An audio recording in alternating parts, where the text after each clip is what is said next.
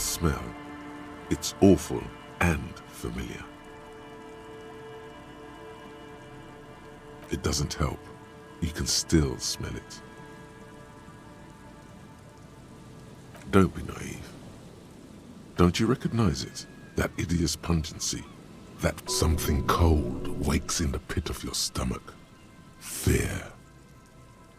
The signs of decaying meat. It announces itself from 24 meters away. A warning, a memento mori. The lieutenant has already brought a handkerchief to his nose. Eyes up, detective. Something's not right here.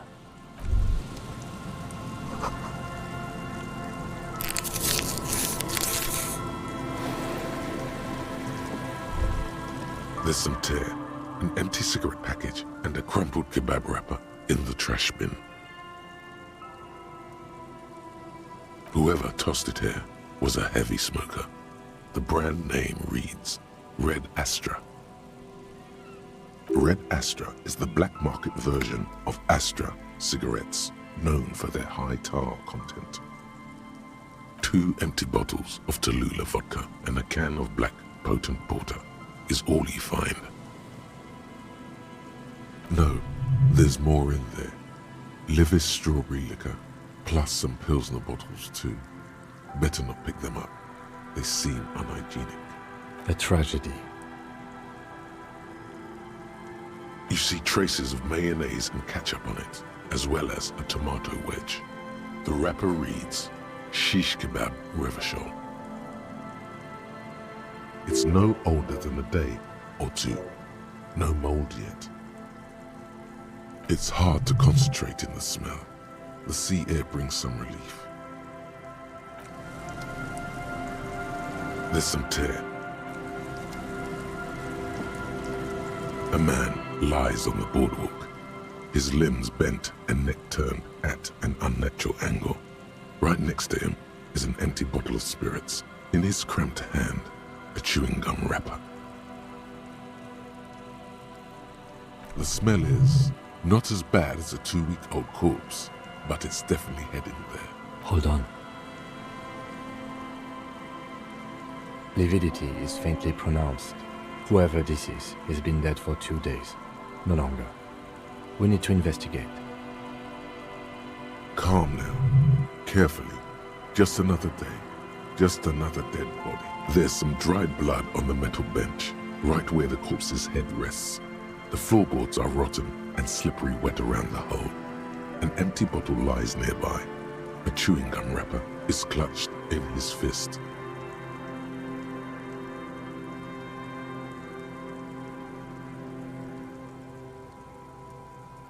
A dried chunk of blood covers the hair at the back of his head. An open wound. It's sticky and cold to your touch. This is what killed him. I don't see any other major wounds, do you?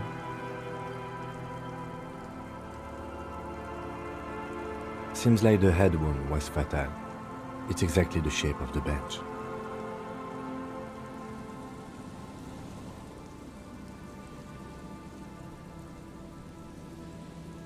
A .75-liter Tallulah vodka with its cap missing. There's hardly anything left inside.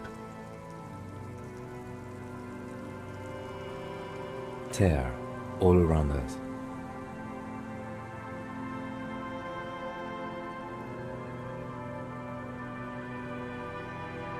Grabowski spearmint chewing gum.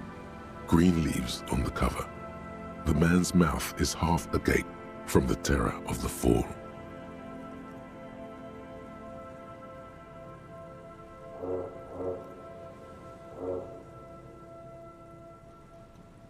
The blackness of death. Stench. You think you see white chewing gum too. Confirmed. Nearly the whole pack is there. Solidified on his lower rear teeth.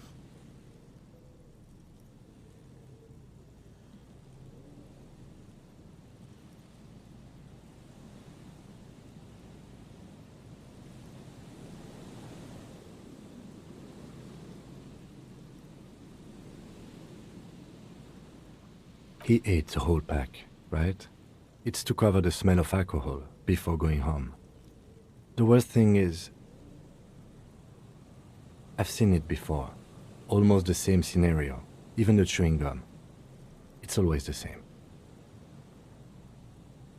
They screech under your feet ominously. It's hard to say whether the dead man's weight was the cause of the boardwalk to break. It definitely looks fragile. You see waves churning below. Something cracks beneath your feet.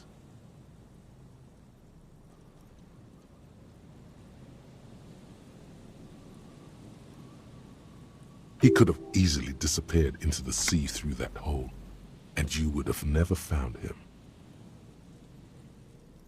The entire boardwalk creaks in the wind as you take a step back. The man has fallen through a crack in the boardwalk and hit his head against the metal bench. Coagulated blood covers his black hair. One of his feet is still dangling through the hole. A bad fall. It might have been dark outside. This place is a minefield in the dark.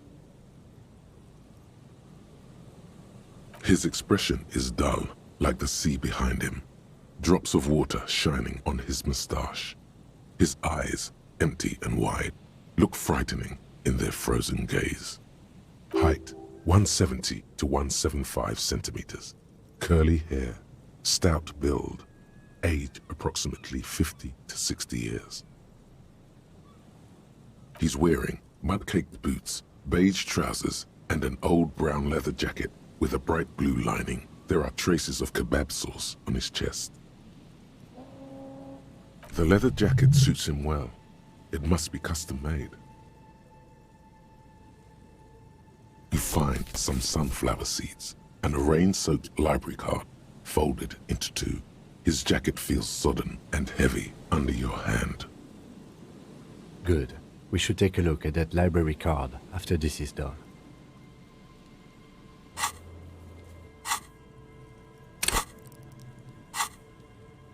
Looks like one of the locals. He'd have to know this spot to come here. You don't just walk over here. But that's just a lazy assumption. What do you think? This is an omen, a sign from above. Don't start drinking again. Well, at least you're not married. Or, what if you are? But let's try to not run ahead. For now, all we know is that he's an unidentified middle-aged man found dead on the Martinez boardwalk.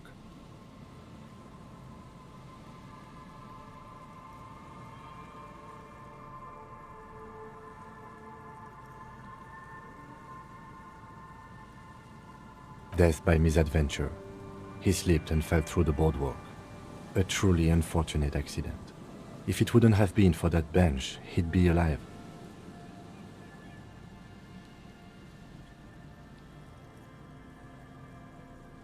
No, I don't see anything that points in that direction. For now, let's treat this case as a simple, albeit sad, accident, unrelated to the murder case. Yes, but what if there's a killer on the loose? 2 suspicious deaths in such a short time frame. Without any further evidence, yes. What about it? The deceased ate some kebab. It's probably from a nearby place, maybe in the box.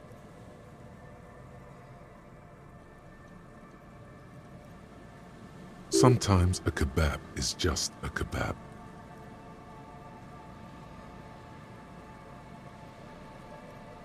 They'll seal this place off after the news reaches the coalition officials. I doubt that they have enough resources to actually repair the boardwalk. Not that sealing it off would keep anyone away. All it does is keep the city council's hands clean.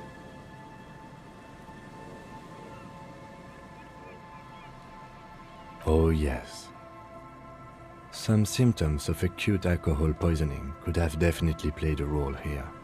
Severe confusion, respiratory depression, unpredictable behavior. But I think that death arrived through head trauma, not liver failure. It does seem to be a pretty straightforward misadventure. although there's still a question of identifying the body.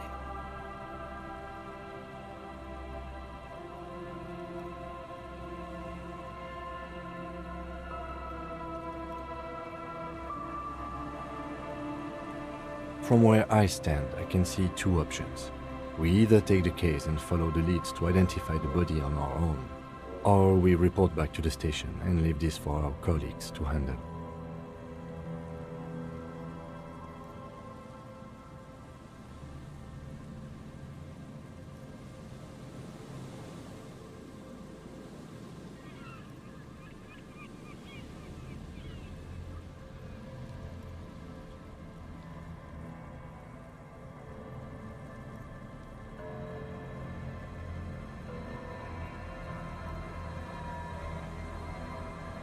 A field autopsy isn't necessary if the cause of death doesn't appear to be criminal, and this looks like a simple accident to me.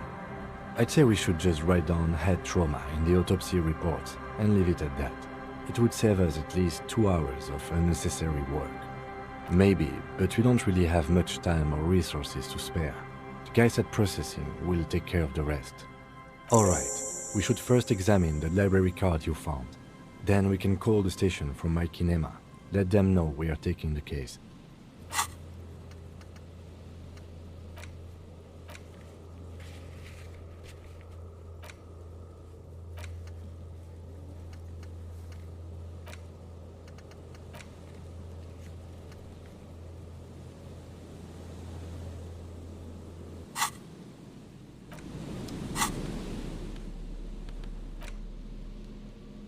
Police badge on which you see the photo of a man. The library card is folded into two and still slightly wet to the touch. The front side reads, Central Jamrock Public Library Card, issued to Billy Mejean, expires July 53. Billy is a unisex name. Could be the deceased or his family member. If lost, please return the card to the library. Dial 005 02 55 211 or visit us at Moreau Street, 78, Jamrock. Business hours 900 to 1800. Good. We should give them a call from my kinema. See if we can learn anything about Billy Mejean. Good idea. There was plenty of information here to go by. Whoever owns this card is an avid reader. You find a list of books written in blue pencil. Radio thriller. Stand a little less between me and the sun. The last one in the list is The Glinton Curve by M. Theobald. A library stamp indicates that the book has been returned.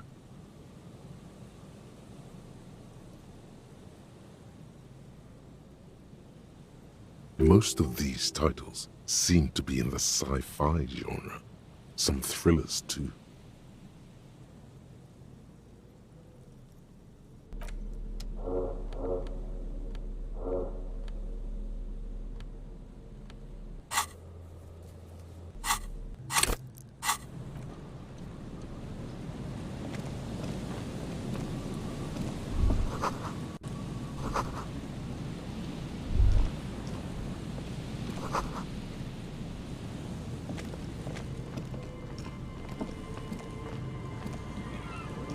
There's some tear. A man lied.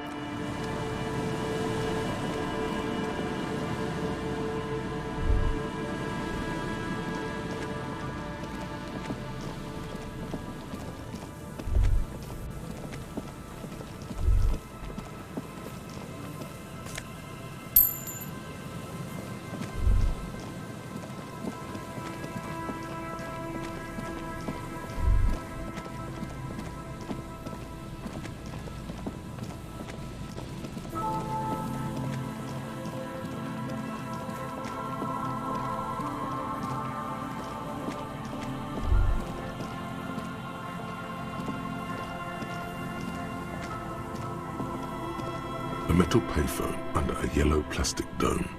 You could use... You hear the tone. The machine is inoperable.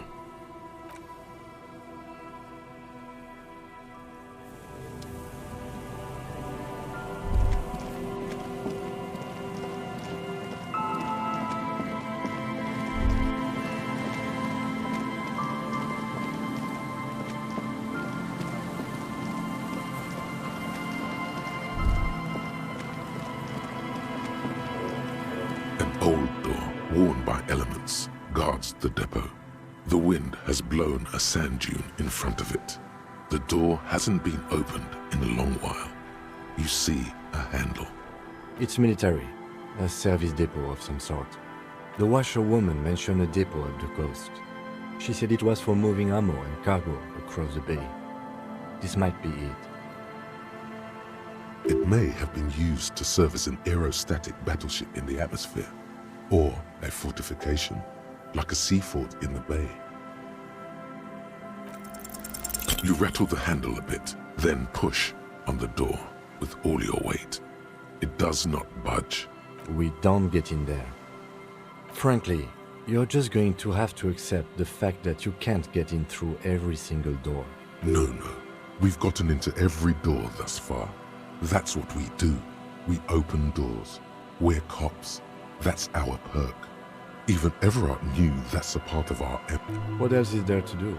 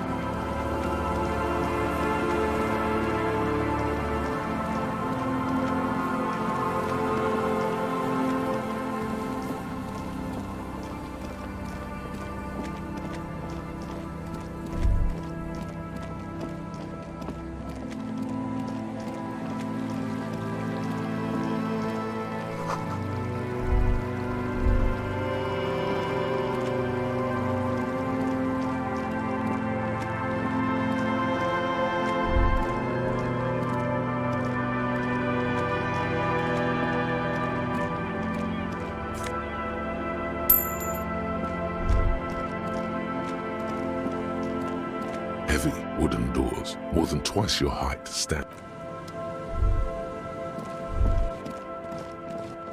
Winter, slow to let go of Rivershell. Flecks some more wet snow from above. The snow falls lazily, making the beach sand paler still, mixing with the rust-colored sewage runoff. It has been a cold year.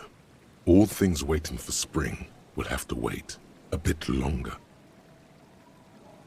Looking up at the sky, melted snow dripping from your hair. The sky is full of great battleships.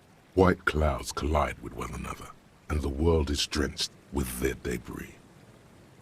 You're warm in your coat, though your cold, damp hair sticks to your head unpleasantly.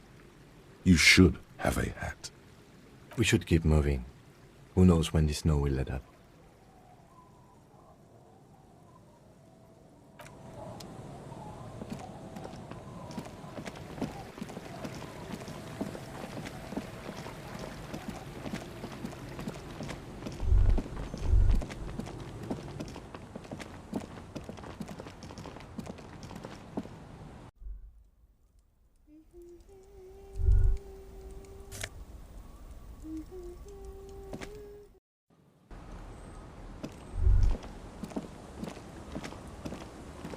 The scruffy-haired little boy kicks a stone while the other watches him do it.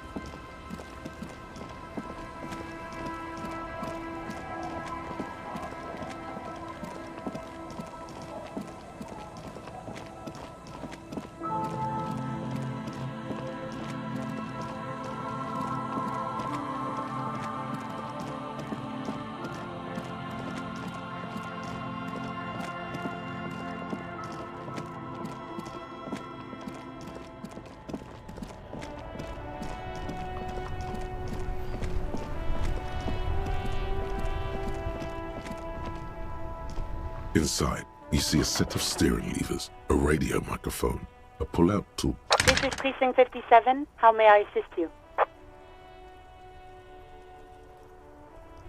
One moment. Can you please describe the body? Age, sex, cause of death? We suspect he might have been inebriated when he fell. There were bottles all around him, and traces of vomit on his shirt. Any signs of violence?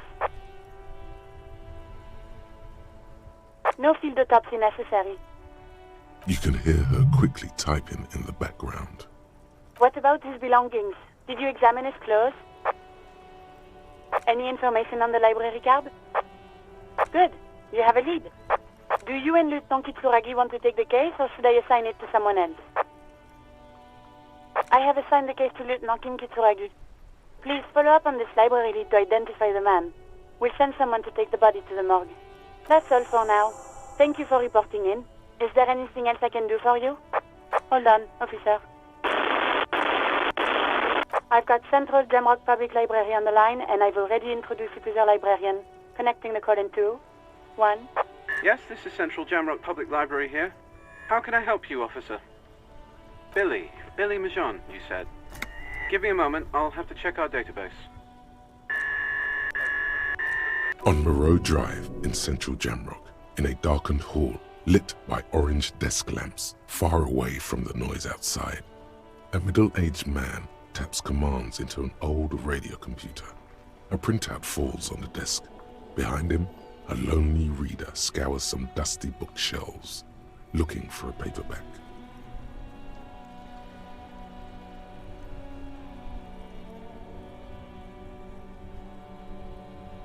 Yes, hello, are you still there? I found Billy Majon's home address, is that alright? No phone number, unfortunately.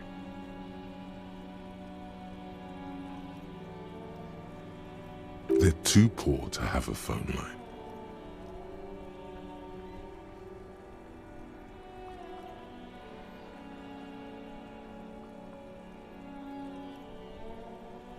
Here we go, sir. Rue de Saint-Ghislain, 33B, apartment number 20. It's in Martinez, I believe. Cape Side Apartments, it says. That's all. By the pier, north of here, those big apartment buildings there. It says here that they returned their last book just a few days ago, but I wasn't at work that day. Marie? Marie? Do you remember a reader named Billy Majon? They returned a Tybalt book the other day. Yes, it was my colleague Marie. She said that it was Billy's husband who returned the book. He also asked for this new sci-fi release, Lowe's Radio City 87, but we don't have it yet. Good. You have a name now.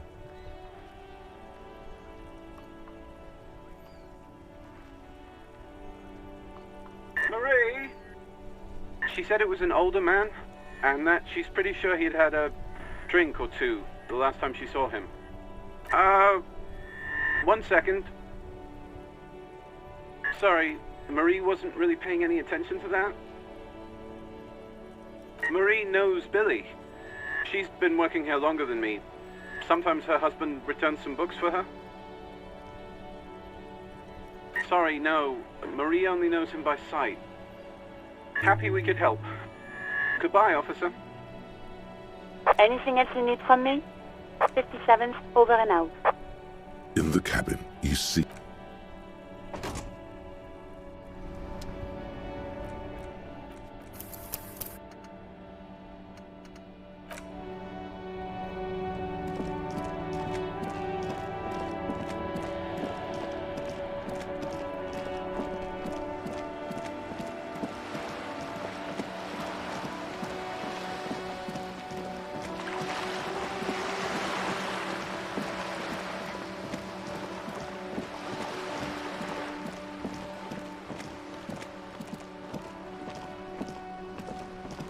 A sturdy metal door guards the southwest entrance to the apartment building. It's locked. No reply. You can hear faint sweeping inside. The door rattles again, but this time you hear an elderly woman's voice calling out from inside. Stop banging on the door! I'm not letting any more strangers inside. Just doesn't matter who I am. From within comes the faint sound of a... Ha! The police? Everyone knows the police don't come round here. No, I already... Go check the backyard door. Maybe someone there will. backyard door. There must be an... No reply.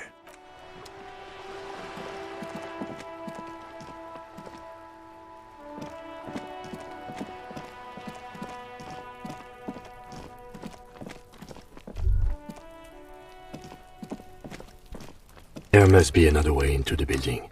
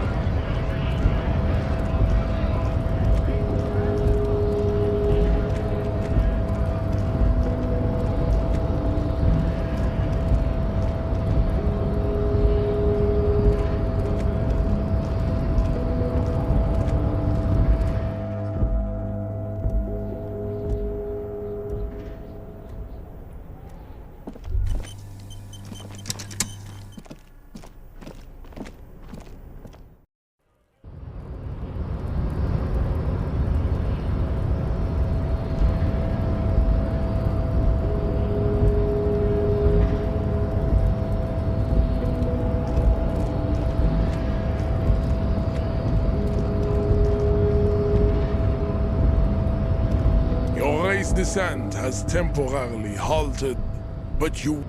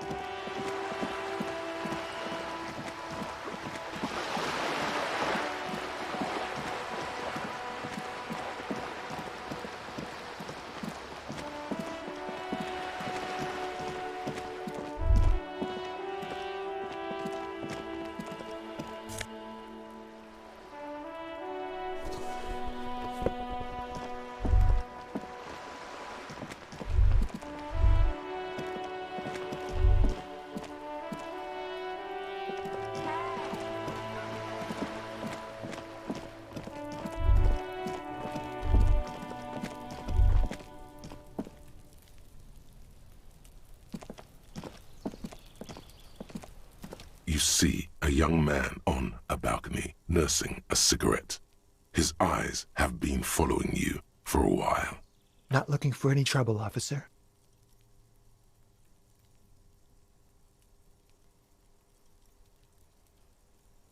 I don't want to be seen talking to the gendarmerie if that's okay. I just want to finish my cigarette. Don't let him go. This could be your witness.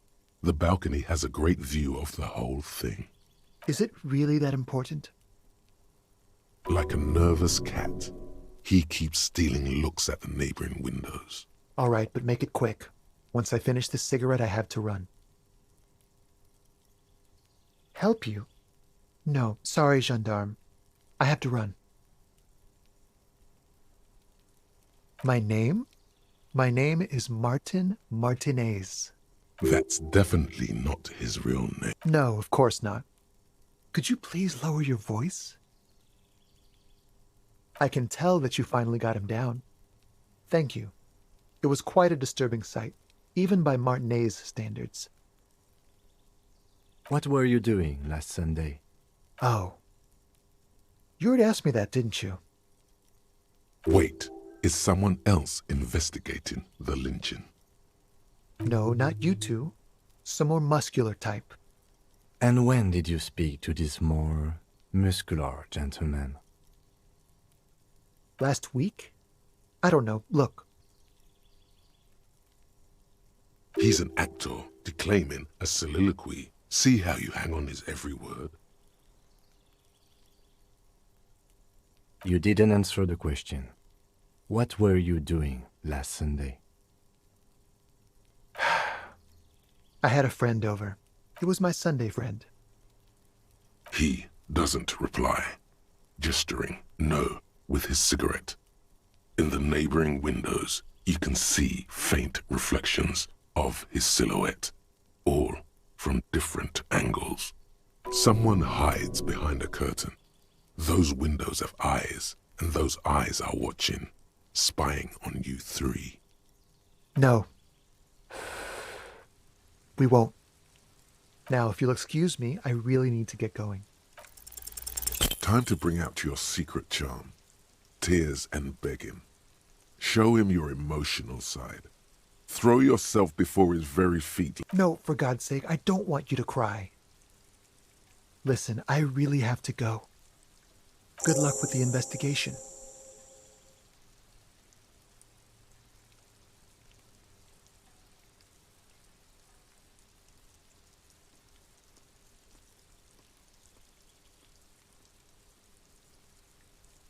He's gone. No point in running. Tenements like these often have multiple exits. If he doesn't want to talk to us, then he'll know how to. He could be a witness. Him or his Sunday friend. Either way, we need to look into that muscular type who's asking about our... There has to be a way of getting inside the building. Let's go check out the door near the pier again. Once we found a way in, we can ask around for his apartment.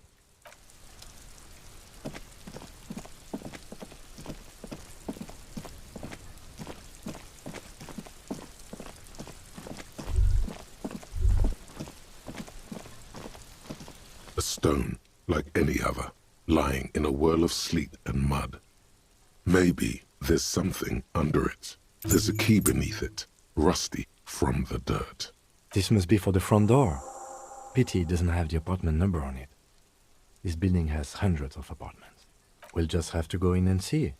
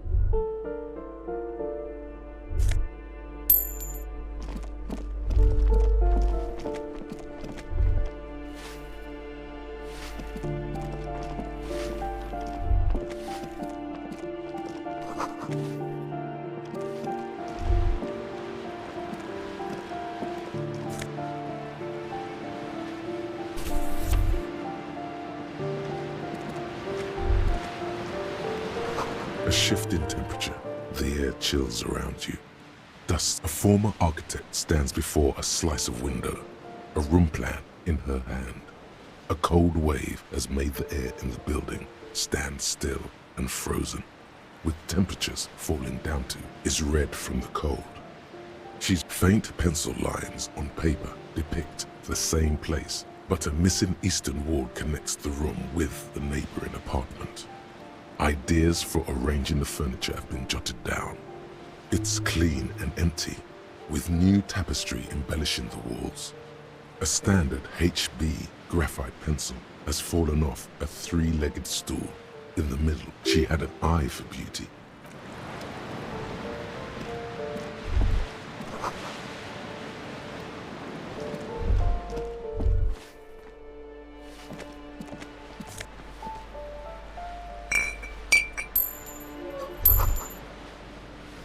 What happened here?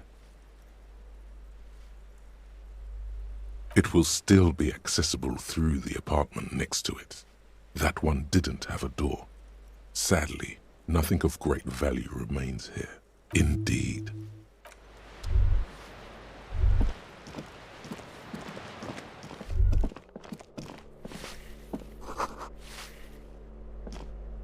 Give me a moment.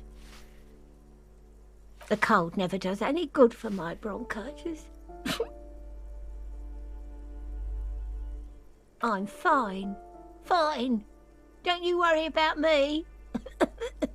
Now, what do you want from me, policeman? She's the cleaning lady. She knows the floor plan and the residence. I'm no one. Just an old woman who cleans these hallways. If you can call it living. I've a little room upstairs right next to the cold room. It's barely bigger than a closet. But I don't complain, no. I have my bed and my aching bones to keep me company. And that's all I need from this world. And all she gets, too. The coastal wind beats down hard on the cold room door outside. Splashes of waves make the balcony slippery. She hasn't spoken to anyone for a while. Even her sentences feel rusty. Ask away, policeman. The hell am I supposed to know? Another nut job, I assume. She really doesn't like those nut jobs. Bad blood there. Some lunatic lost his mind. All kinds of morons pass through these halls. She mumbles some kind of a response, then hacks something into her handkerchief. Yes, I know who you mean. The scrawny boy who's always smoking like the devil, right? Somewhere in the building, a child starts crying. You hear a radio tuned to a talk show and someone taking a shower. What's he in trouble for? Talk? What was so funny about that? He lives upstairs in room 28. Go to the balcony. It's one of those doors there. He's usually home in the evening. Thank you. We should go check out his apartment on the balcony. See? It's about Victor, isn't it?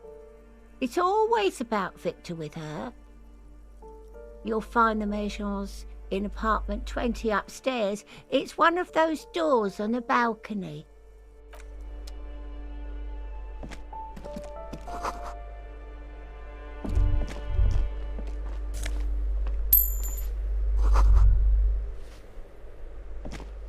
You hear someone walking around inside, rearranging the furniture. The walking stops abruptly, but no one comes to the door. You can feel tension on the other side. Sounded like a woman. A woman's shoe. A poor communard, from the looks of it. The room is barely bigger than a closet. Do I have to open the door? Do you have a warrant? I'm not obligated to open the door. Let's go. We don't have a... It's generally easier to do things if you have literally any.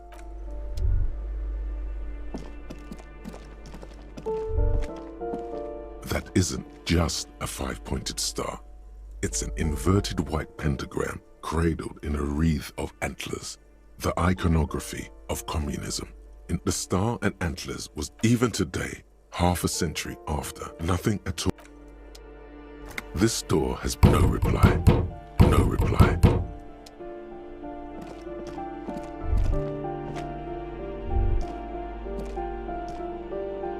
Yes?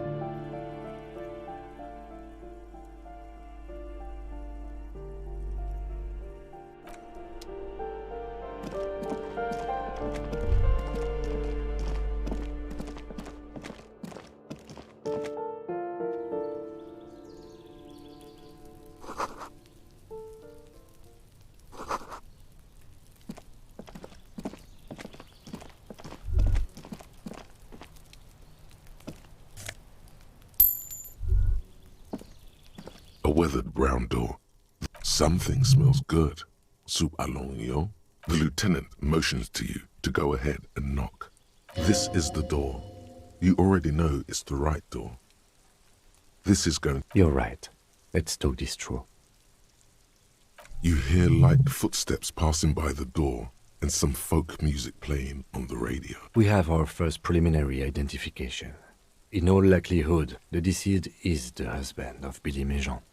We need to confirm this, as well as deliver the death notification to Billy herself. Now, delivering a death notification is never an easy task.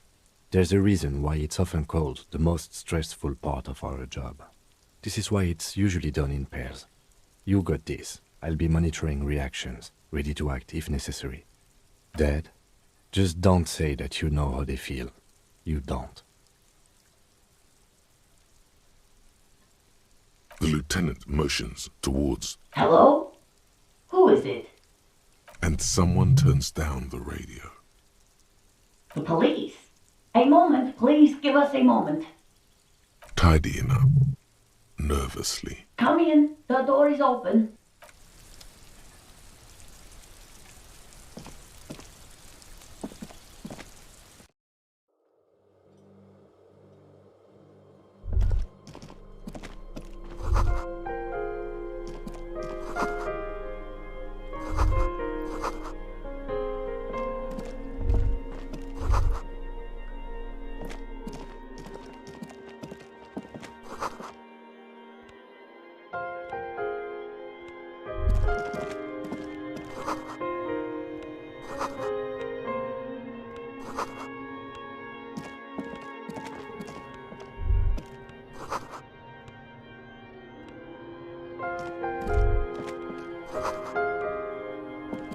It's you from the bookstand. I don't think I introduced myself properly. I'm Billy. Would you like something to drink? Tea? Lemonade? We're out of coffee. The lieutenant has taken off his foggy glasses and is busy cleaning them in his handkerchief for now. You're on your own here. Condensation from stepping inside. Is this about Victor, my husband? Is he in some kind of trouble again? I can come pick him up in the station if that's what. Keep it together.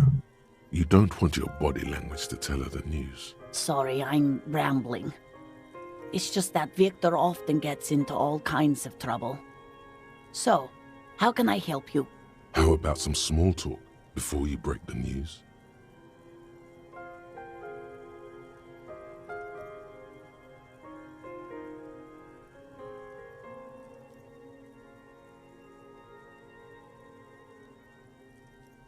People got to eat? What is this about? It's me, Victor, and the kids here. We have 2 daughters, Jenny and Jolie. The girls are staying at their friend's place tonight. And Victor is... out. She swallows visibly. He has a problem with drinking, and so he disappears every now and then. He's probably in the parks drinking with his friends. I sent him to the library a few days ago, but I guess something came up. His old leather jacket. It's just your average brown leather jacket, but he bought it as a teenager, so... Yes, the lining is hand-sewn, it's blue. I tried to make the thing more weatherproof since he's running around with it in the middle of winter. Just to return a book of mine? Why? Why all those questions, Detective? Yes. Oh, it's in Jamrock. The one at Mayrow Street. I don't know the official name. Central Jamrock Public Library? I think, yes, if that's the one on Mayrow. It is. No, I guess I'll find out when he decides to come back home. It shouldn't be long from now. He's never gone for more than a few days. She folds her hands across her chest. You've done this before. Just keep your focus.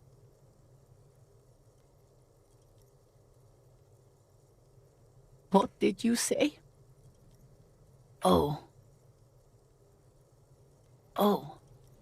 But he was just...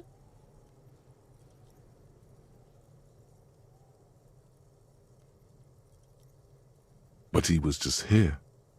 Alive. We understand this comes as a huge shock. I want you to know that me and my partner are here for you if you have any questions. Take your time, ma'am. What happened to him?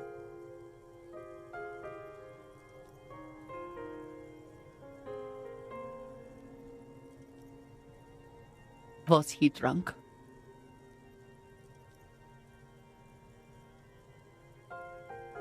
I see. And you just found him there, lying in the cold. How long had he been there? If you say 2 days maybe, it will be etched in her mind forever. She blinks, eyes welling up with tears, as her hand starts searching for something from the pockets of her dress. The handkerchief.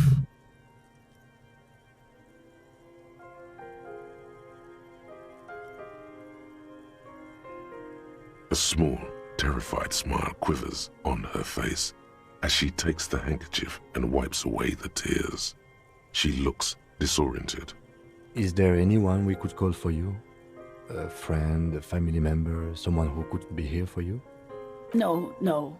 I just need to tell my girls. Unreal. God, should I call them? Should I tell them to come home? No. A day. Good. That's probably the right thing. Thank you. Just tell me, what do I need to do next? Where is he? Can I see him? We've taken him to the city morgue.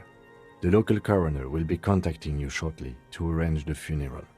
Here's his number in case you want to contact him earlier. A very good call. Is there anything else that the RCM could do for you? No, I'll call you if something comes up. I'm still... Thank you. Thank you for telling me. I'll call if...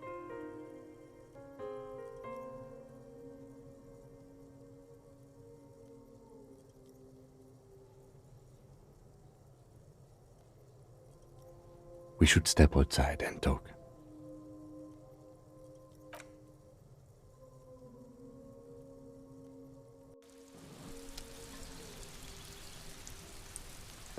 You did well.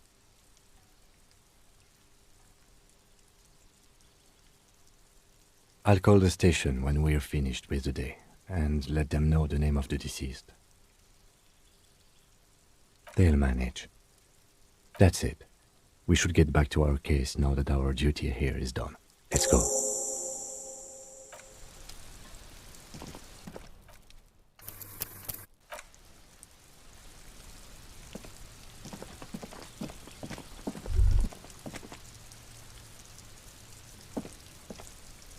This door is made of metal and appears to be reinforced.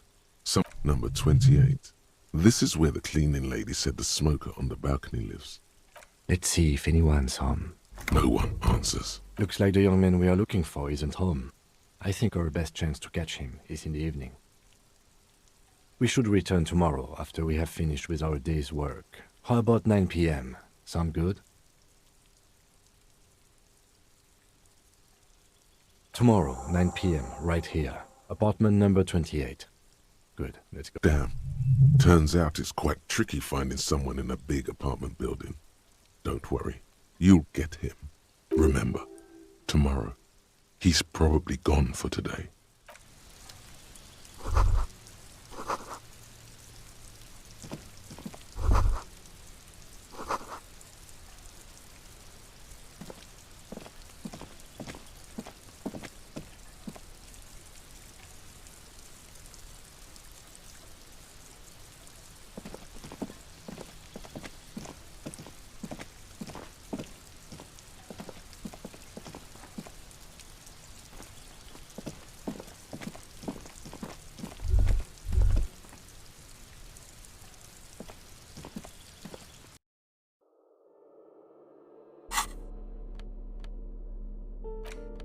In your hands, you hold 16 Days of Coldest April by Yekaterina Dahl.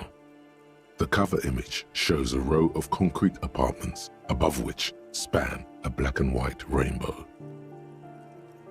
Indeed, the book is unusually heavy in your hands, as though the cover were lined with lead. It would do that in Grad. You flip through the book. The pages are thinner than you realized, and the type quite small and tightly set. It's nearly 600 pages long. Real art is dense and difficult. If it didn't feel like you had to wrestle a suicidal bear to get through it, you weren't really reading. The back cover is dominated by a black and white photograph of the author. She can't be much older than her mid-30s in this photograph, and yet, from this cover, the eyes of a sad old woman stare back at you.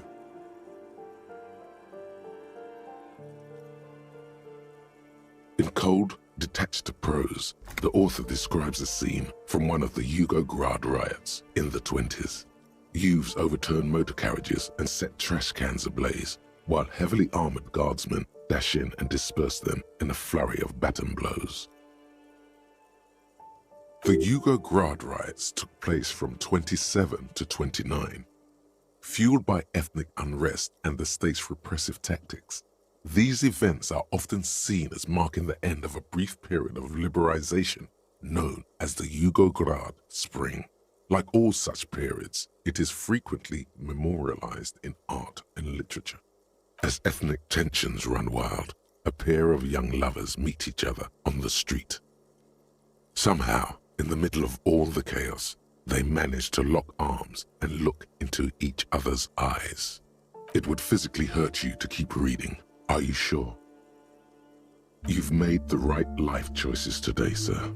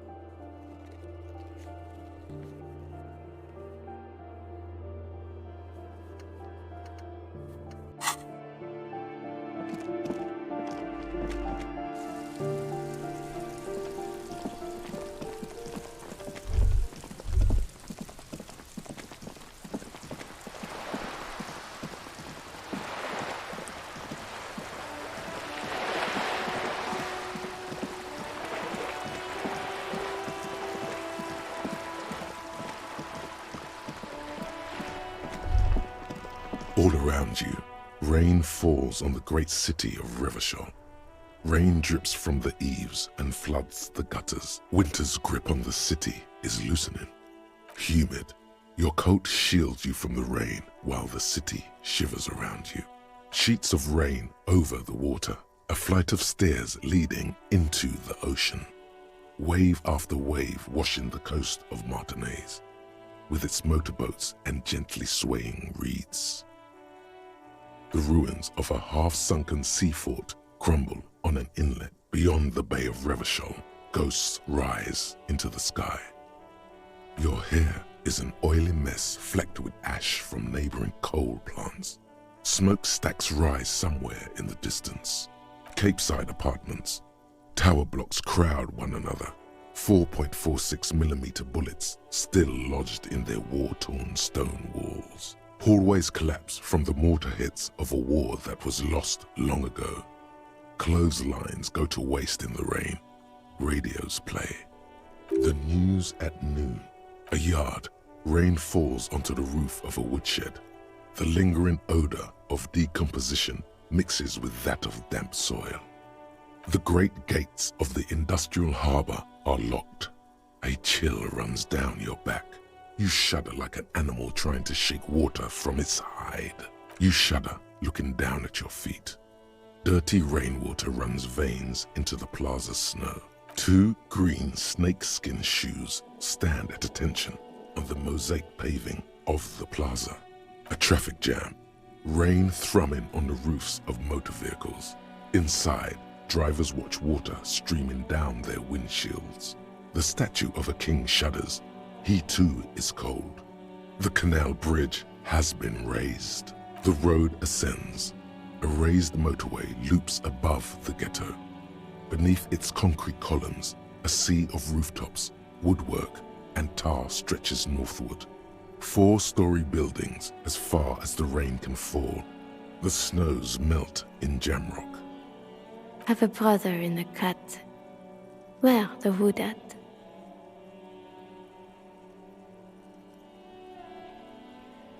In the rain-swept distance, above the rooftops of Jamrock, a repurposed silk mill stands perched above the motorway exit. Precinct 41 hunches in the rain. Your vision blurs. You wipe your face with your hand. The rain stings your eyes, making you look up and blink. Collapsed storm drains, old sewage systems flooded with rainwater.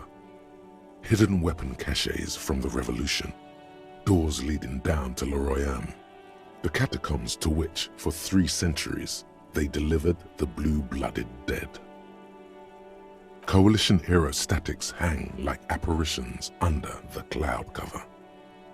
Way up there, where rain forms, rotors flutter silently. Your sight clears. This rain will not let up anytime soon. At least we are dressed for it. Let's keep moving.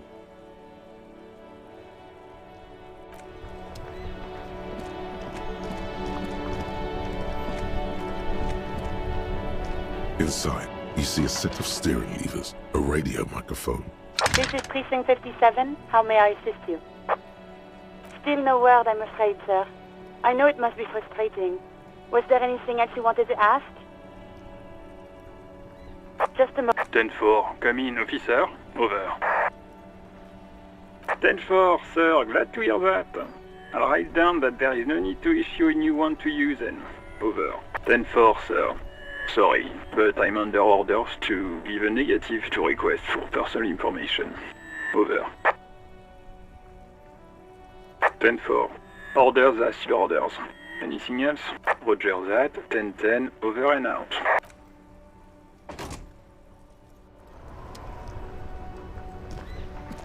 Yes?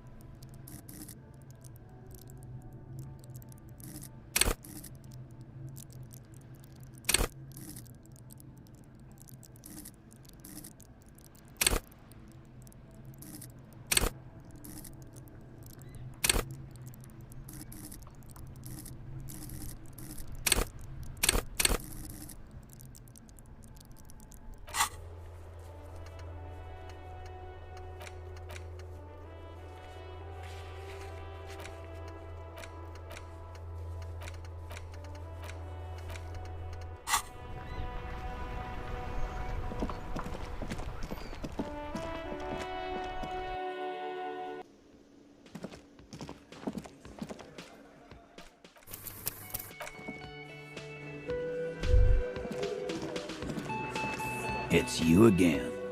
What is it?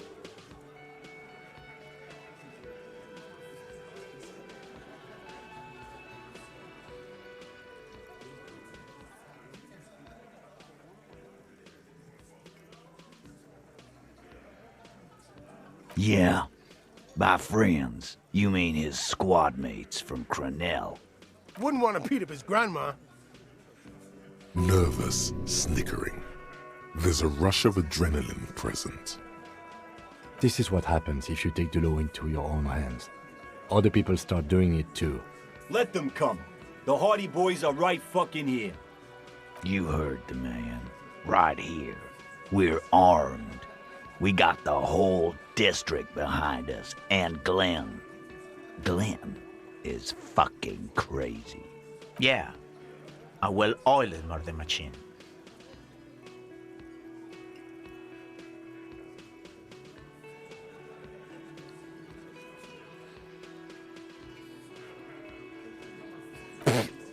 So are the local gangs. The fucking Barmy Army and the Madre scum. You've been out there. Seen it? Yeah. Where are they now, huh? Sent back to Madre in an airtight cargo crate. These people are trained military professionals with decades of combat experience. They are not a gang or a barmy army. No, they're not. They're uncoordinated and drunk. We know more about them than you think. The fuck is that supposed to mean? We're not bees. We're men. Easy, E. He's trying to phase you. What are you trying to do? We got weapons of our own. We got Ister 50s, Zeelagers. Glenn's got a knock cannon at home. I guess we're gonna see. That was an unsure phrasing.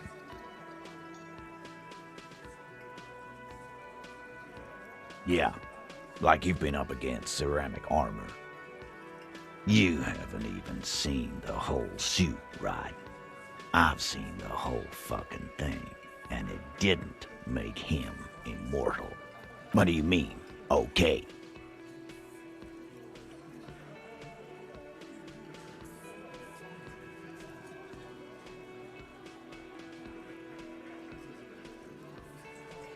No, they won't. Get out of here with your negative energy. All he means is that the situation is serious. No wonder you cops get shot to shit every day. Can't go to war with an attitude like that.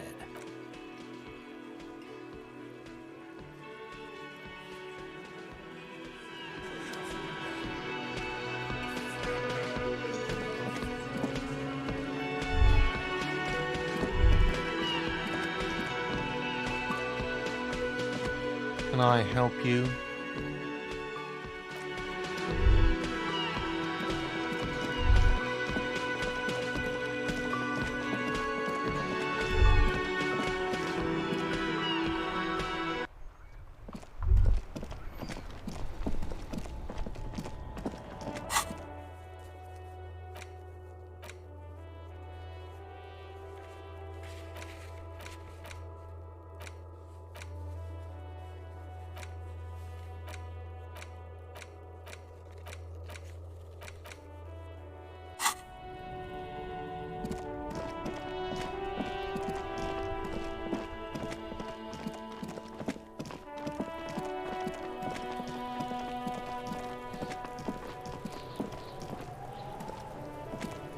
Kuno's like Kuno's dad. Kuno doesn't give a fuck about anything. The fuck about it? You're Get lost! Yeah? The kingdom of Kuno? The fuck do you want with it? Look at that fucking shit! You're trying to get Kuno killed! Fuck does Kuno know? The lieutenant takes... It's a trap, Kuno! Don't climb it, Kuno! Yeah, whatever. Kuno doesn't give a shit. Kuno's Kuno? It's always Kuno, never I. Kuno. Primal. Violent.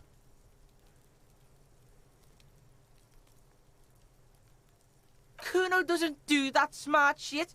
Don't throw that book trying to get Kuno hooked on the book. Watch out, Kuno! He's trying to fiddle you! He's gonna help! Pigs! Everyone can hear. You need to get the hell out of here before. Help! Escalate! Pigs in here in Kuno! Somebody please! How did we get here? How did this happen? This makes no sense. There may still be a way out. Just appeal to his reason.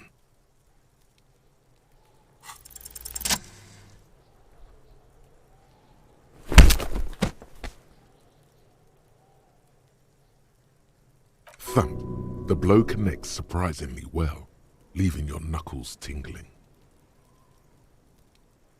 Kuno feels it. This was no light tap. What?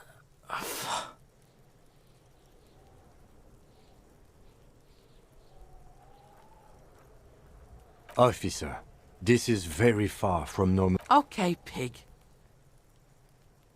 Kuno knows to respect that violent shit. You should see Kuno's dad.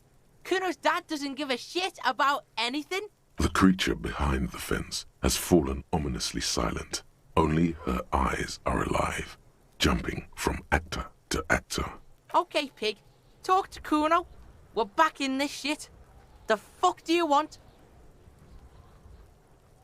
You're dreaming, pig. A little. Don't let him dominate you, Kuno. Fuck his fat ass. It's not Kuno. It's Kuno-S.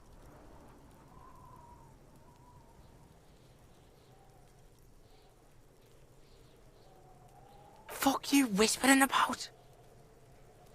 He's whispering too. He's going with it. But watch what happens. Fuck you, She puts extra stress onto that word. If Kuno wants to whisper, he's gonna fucking whisper, okay? Let's whisper, pig. This is it. You've got him. But be careful. You can still fuck this up. Don't make Kuno look bad in this. It's okay. The pig's trying to pit us against... That's it. Try to fuck my Kuno. Try to fuck my... A chill comes over you. The wind from the boulevard south. Lashing. He's on your crime scene. Bossing you around. And he's been here for some time too. This is where he hangs out. You have to get more out of him. He could be useful. Fuck no! Kuno! Ease off! He'd rather die than work with the justice system.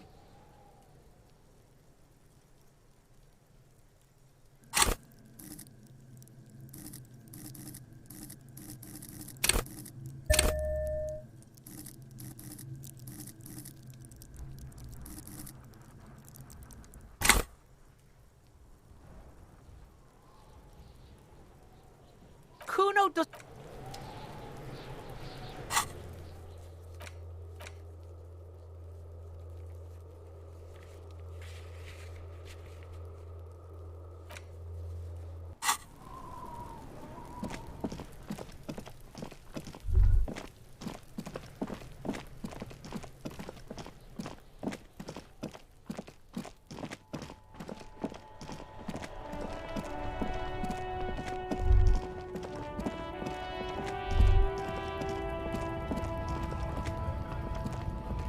Looking for something?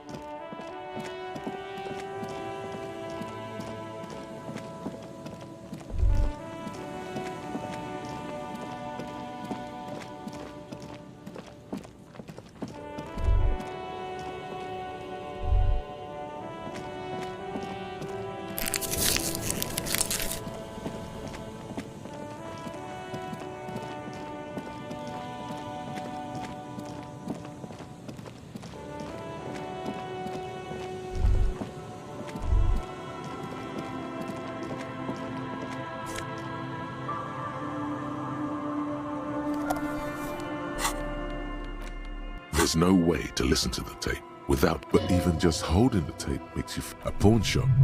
A pawn.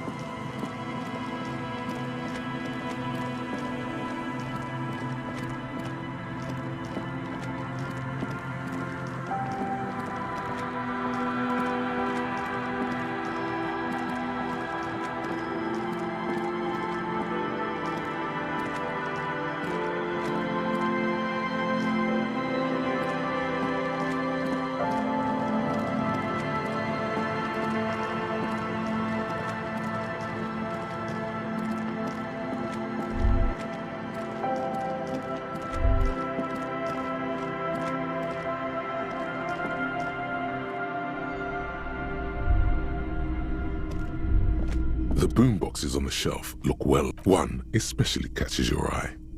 Deep gold and amber plastic with a big old handle on top. A classic boombox that says Stereo 8 approved. This is you. Golden orange. A sunset. Just make sure it works before you buy it.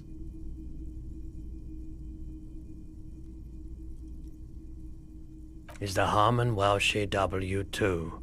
Made in Vespa. Designed in Seoul. Plays all reel-to-reel formats. 2mm, 8mm, 12mm. It's even got a little radio in there. It'll set you back 12 real. Absolutely. I've tested each one myself with recordings of speech. Found sounds and music from a variety of genres. Even though I don't really like music. That's odd. Why doesn't he like music? The stuff I record myself. Silverware shaking in drawers as motor cars race by. Nocturnal animals climbing on the roof. Airship rotors. That kind of thing. Maybe you should ditch music as well. Get into these more experimental sounds. If police work means playing tapes, sure. You can use it for that. Or any other time you'd need to play a tape. And here you are, quality sound reproduction on the go. It'll play anything, wherever, turn any tape into a conversation of sounds and shapes. The porter reel is just what you needed. The reel's attached to the apparatus with a satisfying click. The tape is routed behind the magnetic reader. You press the large button marked Commencer, and the tape starts spinning. There's a small delay before the song starts playing. Then the organ starts playing a simple, melancholic tune echoing in the hallway. A lone singing voice joins in, telling you about the tiniest church in Sessons, surrounded by even tinier yard. You almost feel the seaside mist on your skin. It's mega sad. Within seconds you know, this is the one, the real shit you've been looking for. The one you trust your room to that Claudia told you about. Perform it. A click. Then silence for a bit. Then the tape stops spinning. Crying is good. It gives your performance authenticity. Besides, you already know the lyrics since you listen to it like, yup, they're all here. And the B-side of the tape contains the instrumental version. It's like the world itself is telling you to do it. Only one obstacle stands on your way. Gart. You have to convince Gart to let you sing karaoke in the whirling. After you've won him over, you can express yourself. Let the pain out. Make everyone understand. The lieutenant watches you pack up the boombox. He doesn't say anything.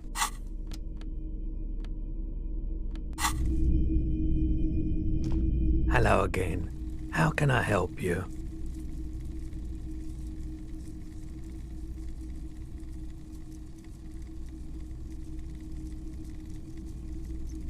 Someone else came here earlier today asking the same question. I promptly sold her the gun you pawned a couple days back. What? Sold? This is a pawn shop. And it did feel as if you've met before.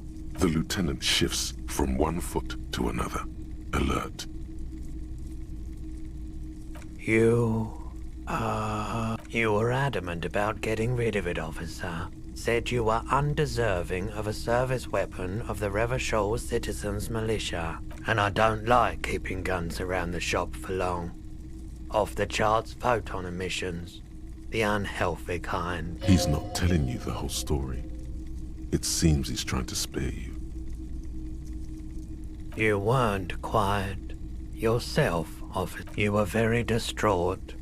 You said the gun was a threat to your life and that you can't trust yourself with it tonight. And that you need the money. When I said that I don't normally buy firearms, you put the gun barrel in your mouth and sort of sucked on it. Then I agreed to take it. Very normal behavior. You must have been in great shape. 15 real. The lieutenant looks from you to Roy, and then back to you. It's clear that he hopes this tableau might still turn out to be a bad dream. It's not, though. There's pity there, too, in case you didn't notice. No apologies necessary, officer. She didn't seem like a policeman, although she kept referring to herself as a pig, which was odd. I found her interest in the gun a bit obsessive, but I was just happy to get rid of it, and of her. Truth be told, she was terrifying. Right, so let me get this right. You sold your sidearm, issued by the Citizens Militia, and now a civilian is running around the streets of Martinez with it? Miraculously, his face does not reveal what's happening inside. You're right that she could cast aspersions on the Force. We have to find her.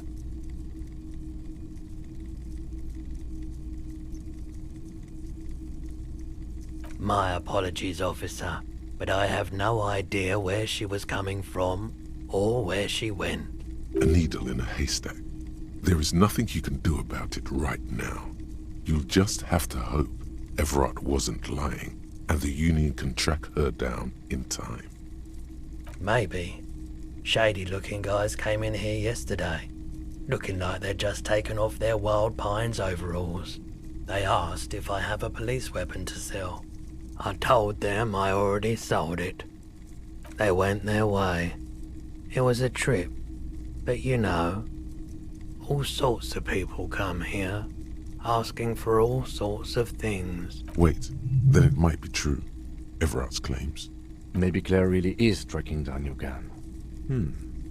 People as oleaginous as Everard seem like they're lying, even when they're really being truthful. Of course.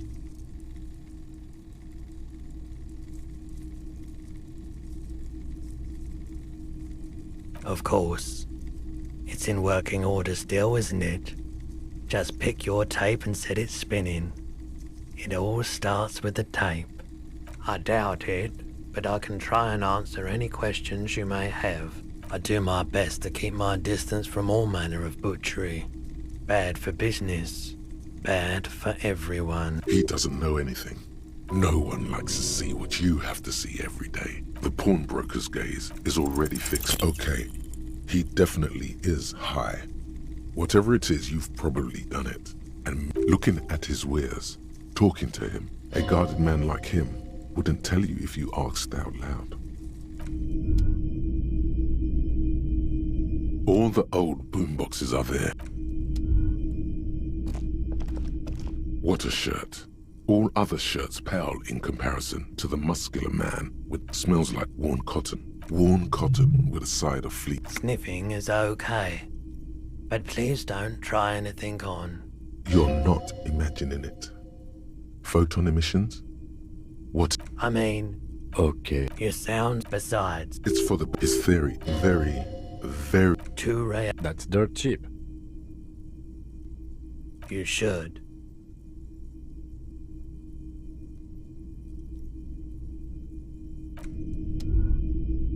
A typical Martinez streetlight sits among assorted floor and table lamps. The light pole, as this would make quite a statement in your living room. Yes, officer. His manner is casual, but his speech is careful, measured. He wants you to know that he has nothing to hide. 700 real. A bargain?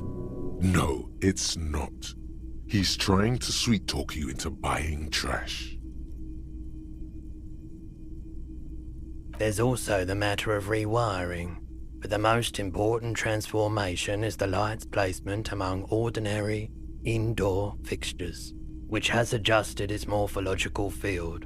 The light became suitable for use inside the home just a few days ago.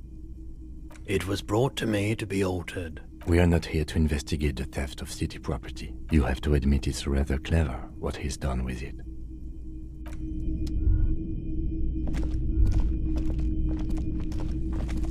You see rows of toy soldiers guarding the rest of the trinkets displayed on the table.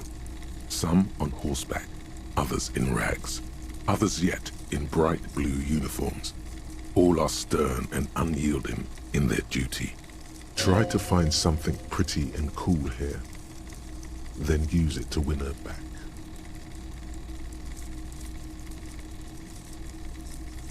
Yes, buy something nice. A figurine. Big men on big horses, clad in lamella armor and carrying flintlocks, the kind that would mow down a line of enemy soldiers in the blink of an eye. I used to be very serious about my Franco-Nigerian knights. They're not all blue. These figurines also wear gold coats and caps, complemented by orange trousers. They are variously posed, wielding swords and rifles with bayonets.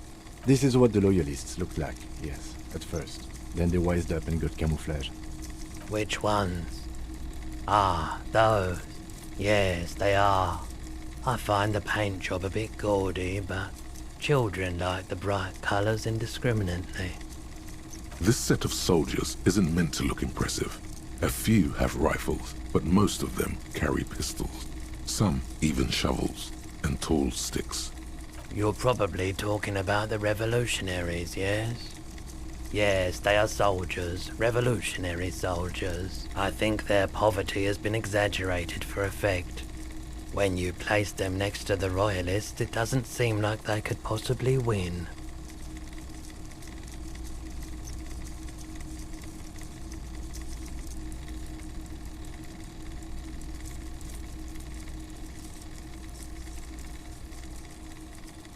I don't like either set very much, to be honest. But there are many parents among my customers. Did I mention that this figurine is supposed to be lucky? Always carry it with you. Hello again. How can I help you? Feeling warm and enthralled by the movement of light, while the mind continues to race forward. Lucky bastard. He's probably on Parolidon. It's tough to come by on the street. A drug developed by the military to treat and prevent radiation sickness. It has psychedelic side effects, and it makes your eyes turn yellow. How would I know? There's a note of indignation in his voice. Interesting. Parolidon is just something since the People's Power disaster. I was with the Emergency Relief Brigade. Had to take it for radiation sickness. He's taken it for mental and emotional, not physical pain these days.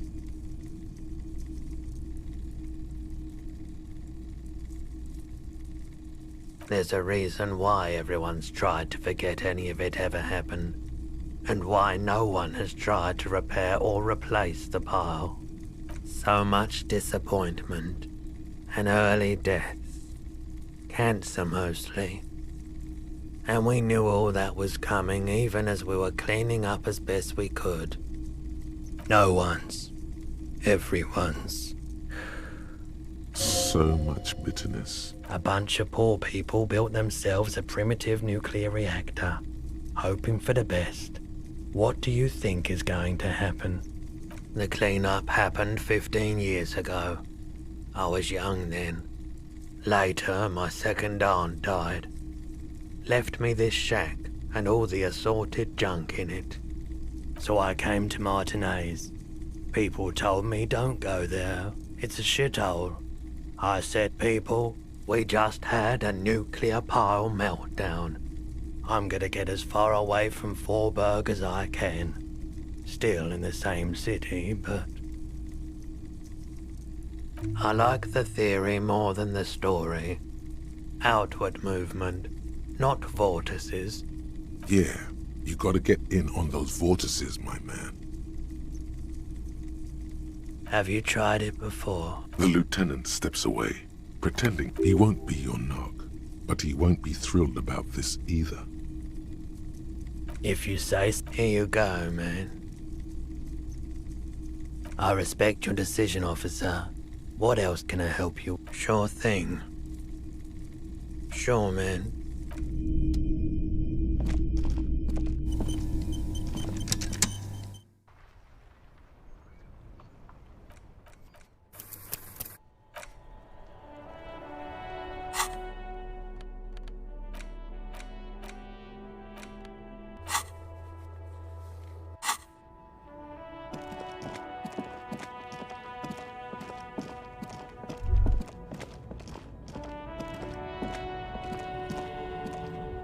Shine on these sunglasses lasts a lifetime, officer.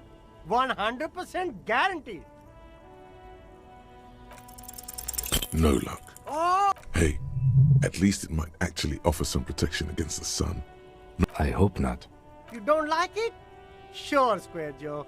No problem. Abort. These are... Damn! It's going to... No, you are definitely not buying those.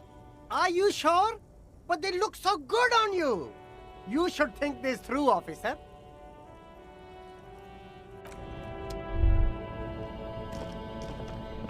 You keep coming back. That's You find the box. economical, but also trendy. Look firsthand. Something cold grazes your hand. Practical. Good choice, officer. Mega sporty. And it's only $4.50.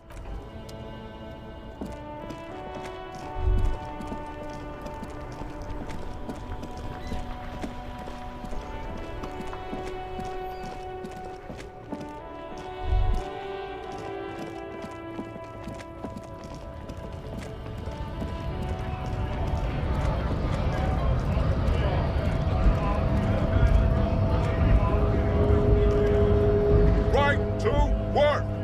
Right to work! Shame on you!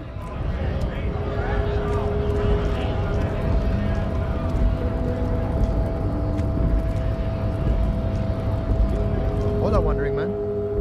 How can I help you?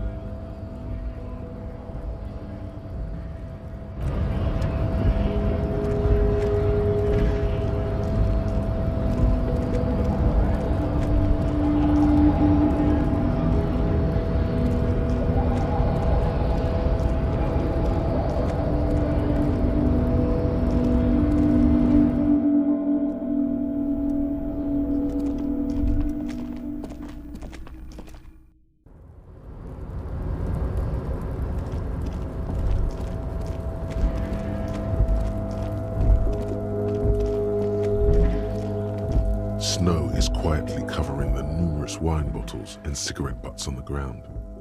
Someone partied. Well, yes, I think we can say with relative confidence that it was you.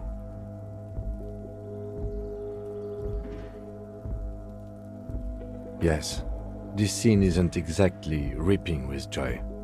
Let's just move on.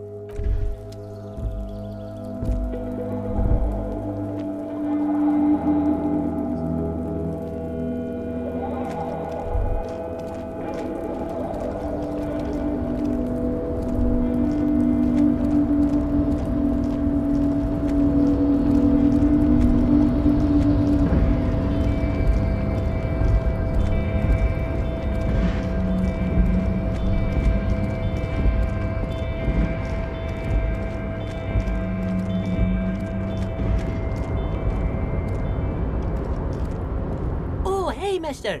I'm not gonna bother you with a long greeting, just like we talked about before. I know you're probably a busy...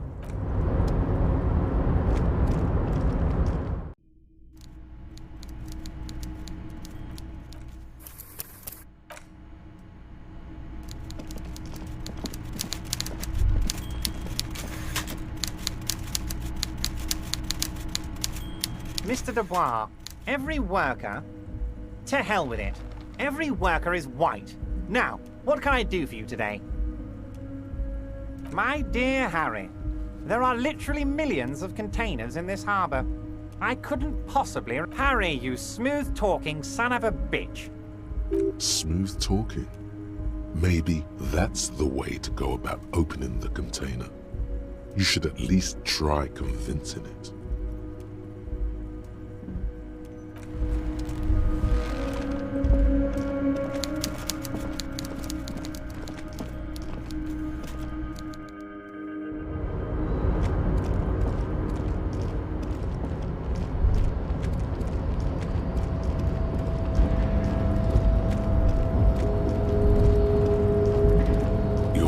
Before the cargo container. Its draw has not lessened since you were last here. If anything, it seems to have grown slightly.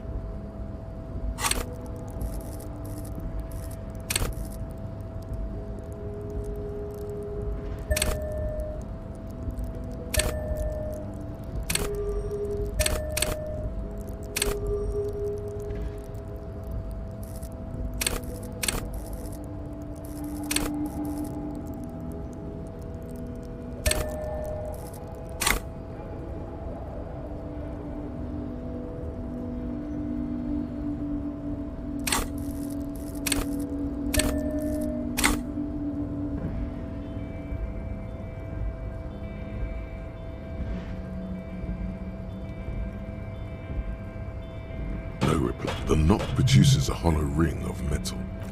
Doesn't, and as it's always been, it's impossible to open a container with rhetoric.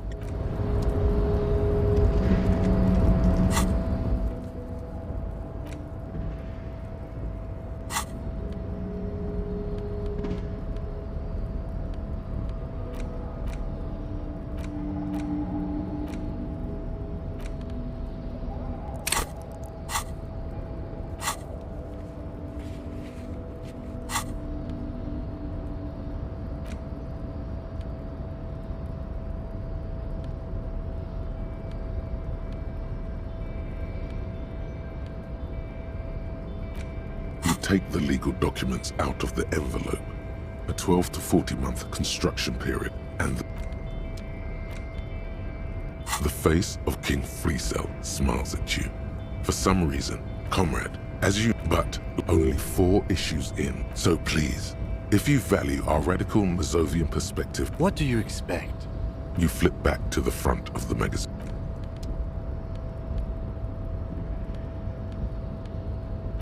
The worn map features your finger moves. Finally. For a more detailed view of the map, go... The portal reel is just... You press the large button marked Commencer, and it sounds like someone telling you within a click, then silence for a bit. Then, of course you could sing this. You could take sad to a whole new level with this. And you already know the lyrics since you've listened to it like a million times. Yup, they're all here. All 3 verses. And the B-side of the tape contains the instrumental version. It's like the world itself is telling you to do it. Only one obstacle stands on your way. Gart, you have to convince Gart to let you sing karaoke in the word. The lieutenant.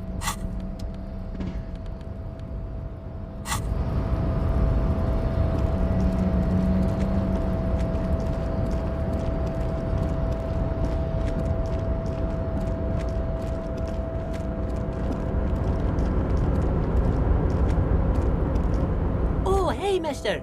I'm not gonna bother you with a long...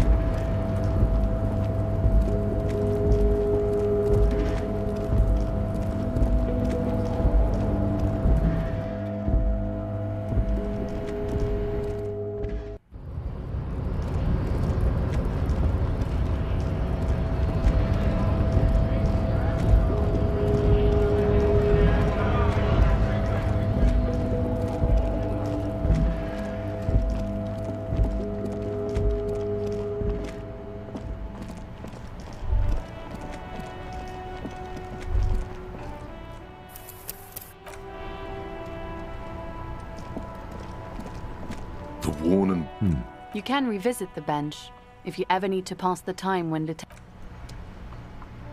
Yes? Excuse me? Detective, if I may be frank, you seem to be in a deranged state. You have trouble remembering things. You've misplaced your badge. I cannot let you act in the name of the RCM without supervision until you've regained some you time? This is a police investigation, not a journey of self-discovery. A moment passes. The lieutenant glances at the sports watch on his wrist. No response. He's having trouble processing it, believing it even. Have you tried concentrating on something? There is a sudden, harsh edge to his voice, like he's tired of hearing about your personal affairs. Really? You look fine to me. This psychodrama is... Clearly, he prefers to think you're malingering. Then you should consider seeking medical attention. You can use the radio in my kinema to call your station's Lazareth. Was there anything else you wanted? You pick over what's left of your What do you want to know? Good.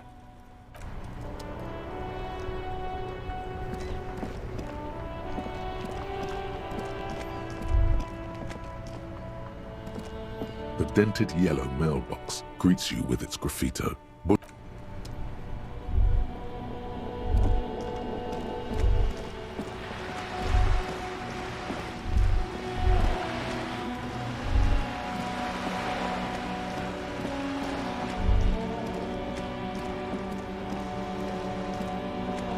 Officer! God damn it. Pull yourself together, René. What do you want? Still. Anything else I can assist you? I have really held down. Yes. René. Hello, officer. How might I be of assistance on this fine day? Let me think. I heard someone was hanged and left on a tree for a week. But that's all I know, really. Of course, officer. I mean, oh, sweet Jenny. She was... Do not defile her memory, Gaston. Let her rest in peace. She died of pneumonia 2 winters ago. René and I were both by her bedside when she... Died? No use sugarcoating it. Departed. Of course, officer. Memories are all we have left.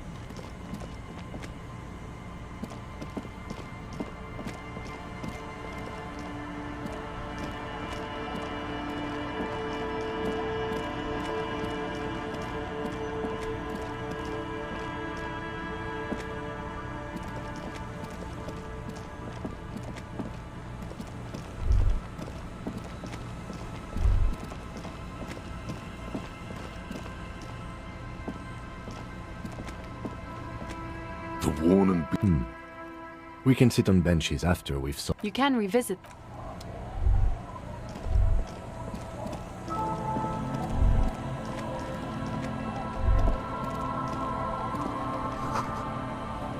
The door has seen better days. I'll wait outside to give you some time and privacy. After we are done with the day, I'll still be staying in the whirling in rags for the night. The key turns.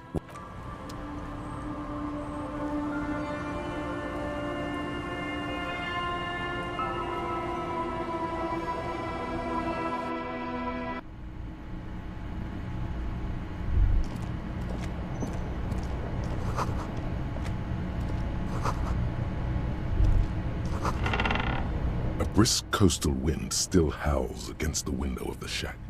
Occasionally, the waves crawl in under the foundation, producing a low. The room feels muffled, like you pulled your hat over your ears. Outside, it is cold and windy, but you're in. What is this place to you?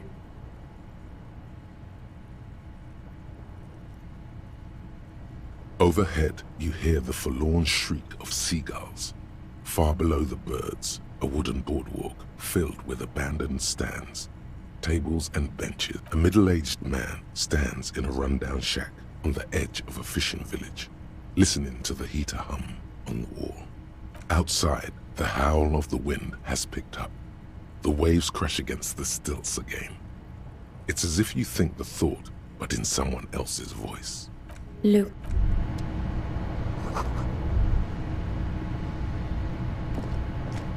An old mirror hangs on the wall. You see the reflection of your face in it, adorned with the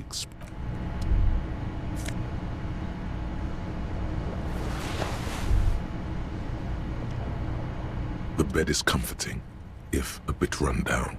Still, the bed is comforting. On the table, you see a bowl of water, a rough soap, and next to it, a small hand mirror. A straight razor soaks inside the wash basin. The water reflects back a vague image of your face. Knows a fresh start looms ahead. Clean yourself up and be born anew. Like an artist with a brush or a master swordsman, you use the small mirror and the straight razor with some soap to rip. The sharp blade chafes against your skin, producing a scratching sound. They feel so smooth, surprisingly so. A feeling of freshness overcomes you, as if you just came from a cold. The water reflects back a vague image of your clean-shaven face. Despite the bulbous nose, unkempt hair, and persistent swelling, you look a little younger, maybe. You almost look like a professional.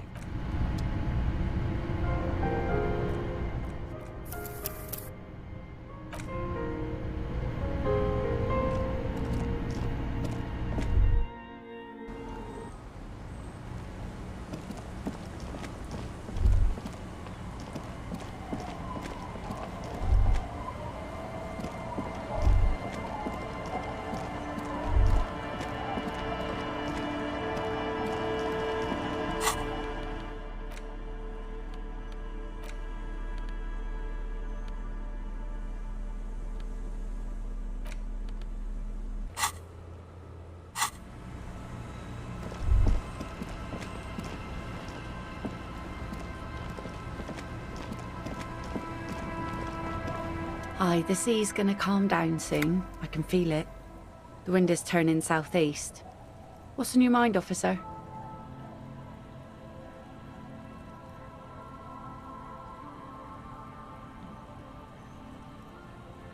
Oh? Who? I don't think I know what these are. Care to elaborate? Aha! Like snowmen.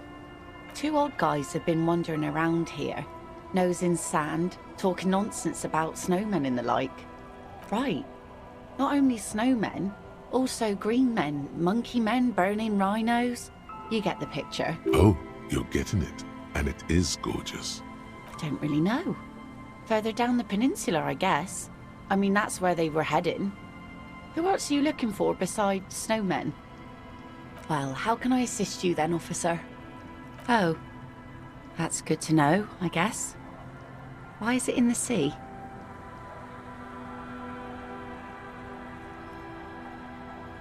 This calls for a funeral, if you ask me. Aye. Feels deserved, don't you think? Falling in the line of duty like that and all. Quite odd. Our things are a part of our life world. They're made with our human sweat and they share... Life world? Someone's been reading up on last century Gotwaldian philosophers. Oh yeah?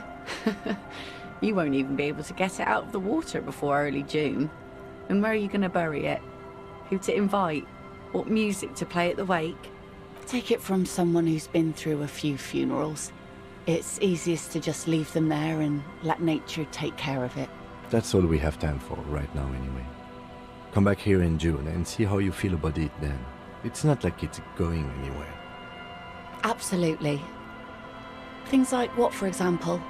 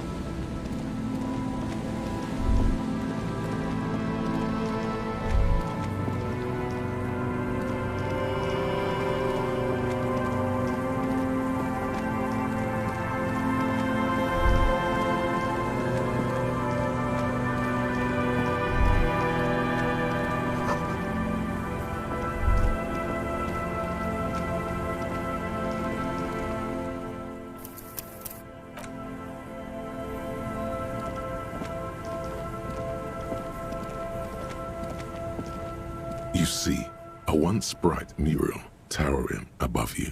The signage has peeled off over the years, but you can still make out Feld Electrical R&D. A slogan used to intertwine with the loops a long time ago. Now, only a shadow of peeled letters remains. It says, "Tomorrow is just a whisper away." Looks like tomorrow never came.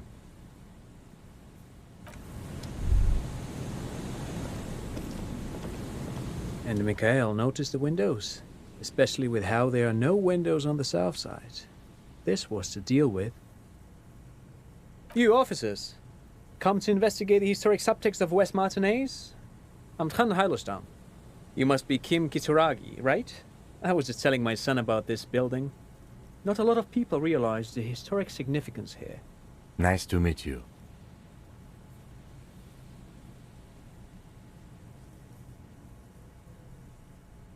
Oh yes, so Mikhail.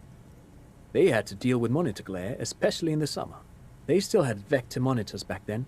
That was 49 years ago. So they didn't have windows on the south wall.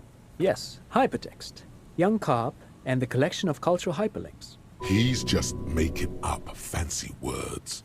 This doesn't mean anything. No, I can't say that we've met before, but I've heard of Kim, of course. Mikhail, say hi to the officers. Mikhail's a little tired today. We spent all night trying to run Orbis on his radio computer. Have you heard of it? It's a programming language used in Grad. Quite tricky, but he wanted to play this Grad-made adventure program. We've been getting really into Worms lately. The man speaks in the artificial cadence of a professor, or someone who's been on too many radio shows. But I assume you're not here for giant worms when there are so many real things to see. Just as I was telling Mikhail before, this is where the Coalition landed in 08. We could be standing on what is the most interesting landmark in Revachol West. Well, get a load of this guy. He really enjoys his trivia. The Orbis programming language was named after its inventor, Victor Orbis, a cybernetician from Grad. They run Vox in the Occidental countries. No, thanks to you for having me and little Mikhail here to pick your brain. A very interesting conversation indeed. Pick your brain? If anything, this was rather one-sided. He did the talking. Whatever.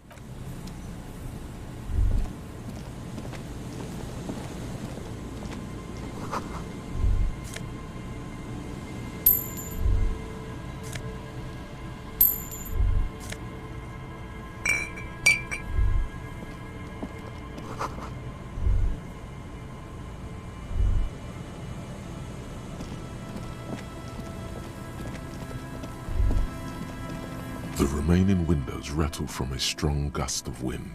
They're covered in a thick layer of grime. Dripping water falls from a height. There's rust. No. I had a partner once. They called him Eyes, because he had to show me things. It's that bad. Well enough, actually. It's odd how that works. I'm no sharpshooter, but I pass my shooting courses 7 out of 10.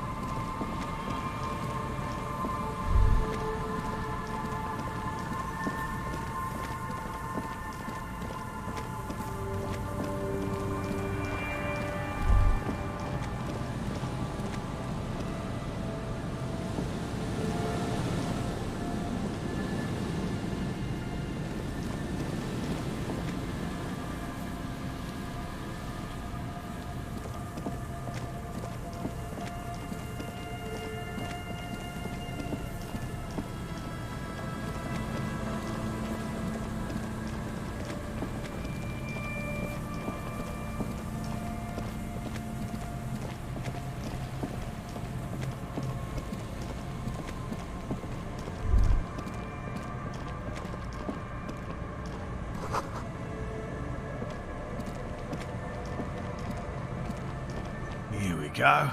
Nice and easy. No way out, little guys. There's a cylinder on the ground in which the man is arranging some netting. It looks like some kind of trap. He notices you. Who's there? Oh, the police. Hello, officers. His self-conscious enthusiasm renders his movements ungainly. He looks like your understanding of a scientist. Is that the police? Why are the police here? Don't worry, Gary. I'll handle it. To what do I owe the pleasure? That's sarcasm. He takes no pleasure from your appearance. Oh no, it's all right. I'm just busy. What's this about? Of course. Thank you for passing along the message. That damn water lock is broken, and we can't go all the way around the 881. The 881 is a raised motorway that separates Martinez from Jamrock. The labyrinth of streets underneath it makes it difficult to pass, not like walking over a nice waterlock. Oh, good. We should really be getting back. Gary could use a hot shower and a warm bed. Did he say we can go back now? Yes, Gary! We can go soon! If you see Lena, tell her I won't be long. Sir, your wife is waiting for you. I just have to do one more round. See if the phasmid has taken the bait. Then we're going. Well, first of all, it's damn difficult to find, which is why we've been knee-deep in the reeds laying traps for it. I'm expecting it to be quite giant. One known species of phasmid, called the Megaphasmodea zoensis, is about the size of a grown man's forearm. So, good question. Being a phasmid of the order Phantasmodea, a ghost insect, it disguises itself as plant matter. In this case, the reeds. Awful lot of reeds around, aren't there? And I suspect it may have also developed other specialised techniques to protect itself from predators or scientists in our present. Very little, I'm sorry to say. No one's ever captured a specimen. Not yet. Just out of curiosity, if there's no proof of its existence. I know it's real. It's clear that his obsession with the phasmid is driven. By which I mean, I've heard enough first-hand accounts to believe quite firmly that the Insulindian phasmid is more than mere superstition. There was a credible sighting here recently. A pair of teenagers described a creature that matched the Insulindian phasmid to an uncanny degree, despite not knowing what it was themselves. It's the first credible sighting in several decades. Admittedly, it's an unusual location for this species, but with all the sewage runoff upstream, it probably doesn't matter much anymore. I have to resist the thought. Such an extraordinary creature is doubtlessly highly resilient. After all, it's generally thought to be capable of parthenogenesis. He means asexual reproduction. The females of the species don't need to mate to produce viable eggs. This makes it easier for a species with a small... Yes, the Insulindian phasmid is a very clever insect. That's why it's so damn difficult to catch. But as a scientist, I try my best to remain dispassionate. I've just always liked animals and puzzles. Searching for cryptids is a bit of both. It's not child's play, just because I have to traipse through the mud every so often. No, very few cryptids are ever discovered, and not for a lack of trying. To stay hidden is a cryptid's primary quality. Of the list of cryptids kept by the Cryptozoological Society of Chemnee, which is 4,082 items long, about 2,000 have been confirmed as hoaxes. 2 are categorized as confirmed discoveries. The rest are in differing stages of discovery. Yes, the Chateauquan forest pygmy, who turned out to be an extinct species of primate, and a cave salamander from Yugograd, who is, honestly, quite unremarkable. It's in a zoo somewhere. We cryptozoologists are brutally honest with ourselves, more so even than the public. With cryptids, most cryptids are hoaxes or they are never found. That does not mean we should stop searching. Indeed. If our expedition is successful, every paper in the world will report on it. From Revachol to Dushantu. It will be a zoological miracle. The hair on your arms stand up. He has clearly done his math on this. There is no surprising him or swaying his opinion. Yes? All right. What cryptids... We would have to discuss. He wants to say, but decides against it. No offense, officer, but I'm not much of a pedagogue. I don't know what I would have done if Lena hadn't persuaded me to go back to field research. You should ask her if you want interest. Me? I'm not a pe... By all means. Well, they may not look impressive, but Lena designed them quite cleverly, so I'm sure they'll do the trick. Yes. Simple. Attracted by the locusts, the phasmid crawls down the funnel, and, having eaten it, at least, that's the intent. Locusts. Nearly all known phasmids are herbivores, of course. Inside the traps, a number of locusts crawl and tumble over one another in a meat-eating stick insect. Does it pretend to be the reeds as part of its ambush behavior? They'll work, I assure you. The predatory hypothesis, using locusts as bait, accounts for the failure of previous efforts by other teams, which use plants. The traps do seem to be deftly and thoughtfully constructed. Yes. What? And I'm eager to return to her. My wife understands that. Come on, Morale. We've been soaking out... And leave the traps? Absolutely not. Come on, she wants us back. I'm soaked up to my nuts over here. We'll both catch reed crabs if we don't dry out soon. Won't let Lena down. Sounds like the cryptozoologist's wife shares a special connection to the Phasmid Summit. Of course it's important to her. She's seen it. A verified sighting, on record. One of only 4 this century, and it's hers. She's seen it? Yes. That's how we first came to know one another, in fact. Needless to say, you... Suffice to say, it's long been our dream to find proof of the Insulindian phasmid together. I can't abandon course now. No. The traps need to be monitored on a regular schedule. He's dead set on this. I could go for some trap setting. I didn't expect you to take such an interest in our work here, officer. Yes, indeed. Both require a great deal of research, attention to detail. There are 4 in total. One is to the south, on this little peninsula. by the boathouses there. It's very near.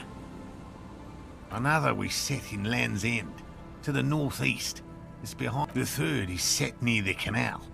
You should check at least one of those before returning to this one, since I just said it. This one's more of a technicality. But that seems like a lot. Do we really have time for this extracurricular? Is it? Bring it to me at once. Just make sure the trap... He's not comfortable with the possibility that you'll claim the find, but he's lying about this. That's highly unlikely, officer. But in the event you do, it's made of musk and research chemicals. The pheromone should attract the insect to you, or at least prevent it from bolting at the sight of you. It's quite potent. Will last you about a week. This is the smell of dying reed. I hope you're not buying this. It dispenses it without letting you touch the canister, so it would be precious like... It is precious. Right. Which means you two can pack up and... Whatever he thinks about this detour, it's clear... Finally! Thank you for your help. Gary and I will start breaking down camp. What about his eager-to-leave friend Gary there? Hello, I'm Gary. Very generous of you to help us out, officer.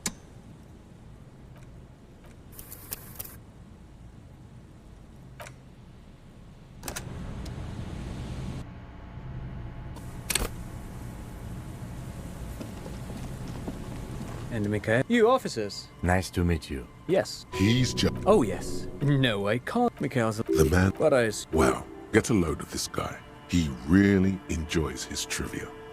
No, thank... Pick...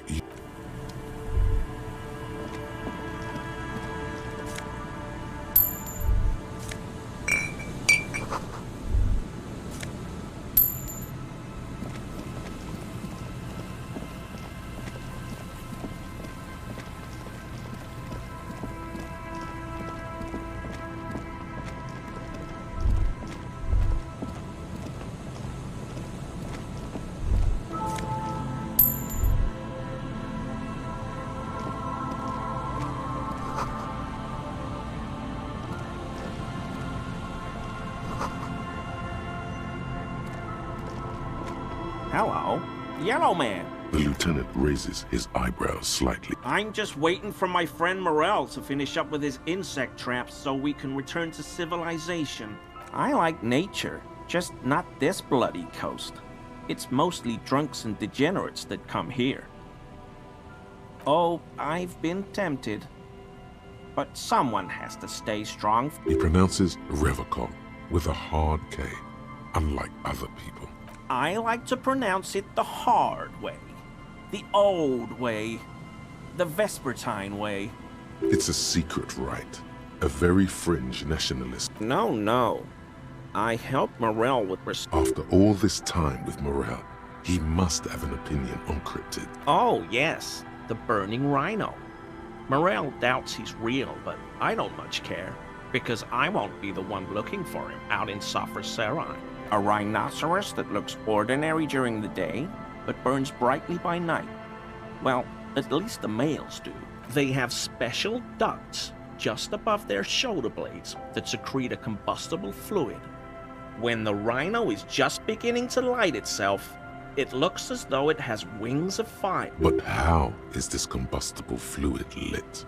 The rhino starts running very fast to build heat, then stops, raises its head, and sparks fly from its neck, setting its back ablaze. Revocol used to be a flaming rhino once, a long time ago. The flames are not just for decoration. They are an integral... During the burning rhino's mating season, herds of male rhinos, all aflame, encircle herds of female rhinos, forming a fiery ring as they begin to copulate loudly. Local peasants call it the Passion Ring. They fear the rhinos, as perhaps they should. The lieutenant sighs. It's clear the burning rhino is dear to him on many levels, some even spiritual. Not many Sealites here, or anywhere, other than Sale. I meant no offense. Do you remember how, when we met Measurehead and I said the next races will be a really good one? Well, this is that racist.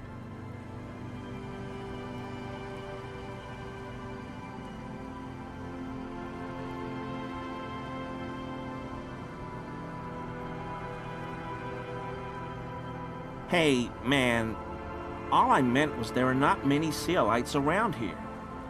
I'm just stating a fact. No, no problem at all. Sounds like some conspiracy topic. You might... Not many... Do you remember how, when we met... Well, this is that race. Hey, man, all I meant was... Oh, yes, of course he is. I was just speaking about his... connections. Let's change the... Sounds like some conspiracy topic. You might be able to discuss it with him when the lieutenant isn't here. If you can remember it. Oh, so that's what the RCM in Martinez is about. Great. Great to hear someone's finally taking care of that. So you do know something about it? No. Nothing. He was some kind of mercenary. But everyone here knows that. I'm just... He's not feeling very comfy in his clothes. He didn't kill him or anything. But there's something going on here. Here we go. There's a... Who's that? His self... That's Sark. Oh, no. The 881 is a raid. Oh, did he say... Yes, sir. I just have to do one more round. See if the... Well... First of good and I suspect it may have also the smile, but I cannot... Yes, a ghost insect, he said. I'm expecting it to be quite giant. One known very little... Not yet. I know... It's by which I mean... I've heard enough first-hand accounts. There was a It's the first... I have to... He means asexual reproduction. The females of... Yes. In Celindian, I've just always liked animals. And puzzles.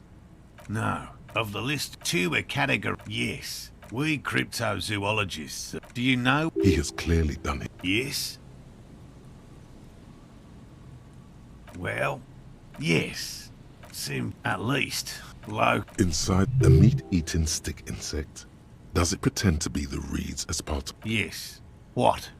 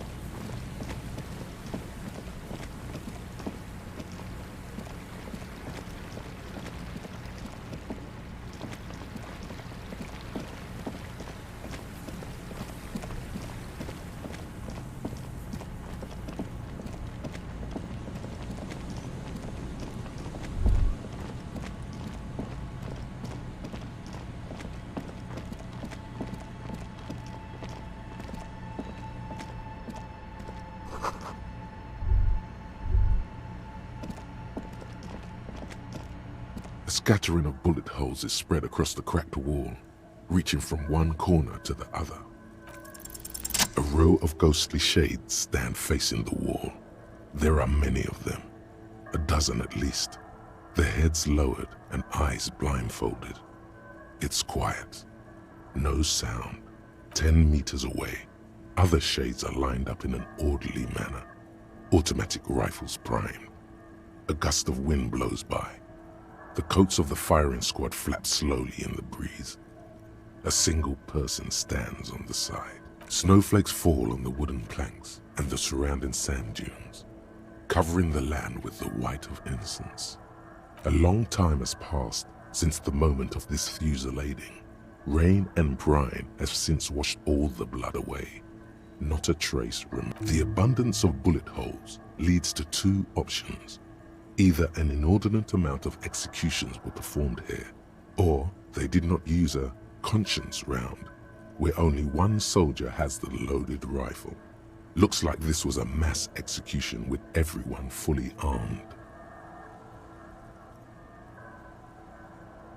A host of men, probably in everyday clothes, ragged from the conflict and covered in dust. They were not sitting, a common practice for executions in some nations. As demonstrated by the height level of the bullet, they stand, facing the wall. It's 7 men in combat uniforms and dark coats, holding automatic rifles aimed at the people. Soldiers from some side, but from which one? The commandant, the one who gives the order. Machine gun fire crackling through the air, the lights of the muzzle flashes dancing on his face. I don't know. I don't know who died here, lined up beside that horrible wall. It could have been any of the parties involved. Perhaps the ones executed here were the loyalist conservatives, killed by the communists at the start of the Civil War.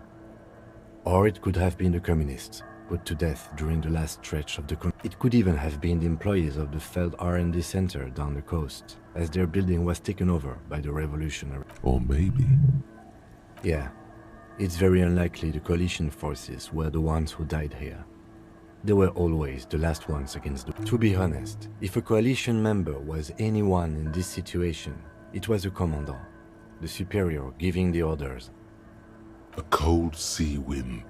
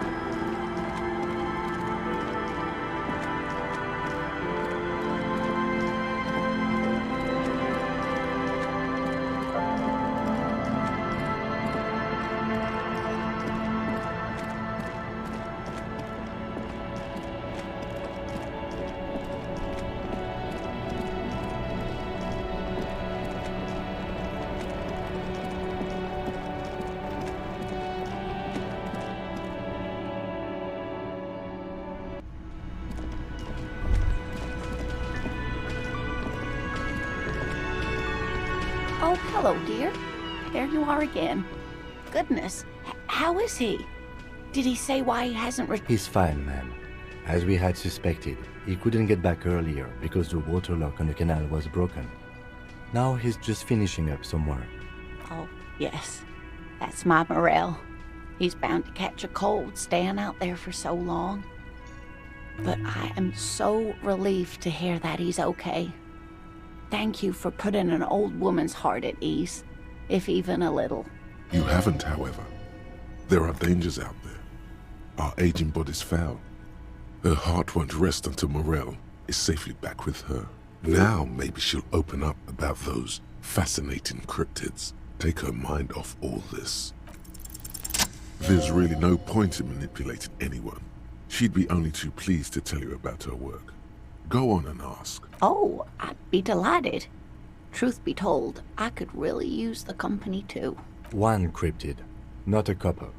One. This won't turn into some kind of cryptid extravaganza. He nods and assumes a waiting posture.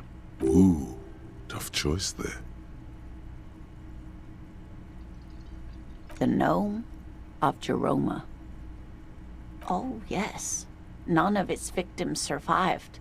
Grieving relatives never even found their bodies because the gnome's venom dissolved organic tissue.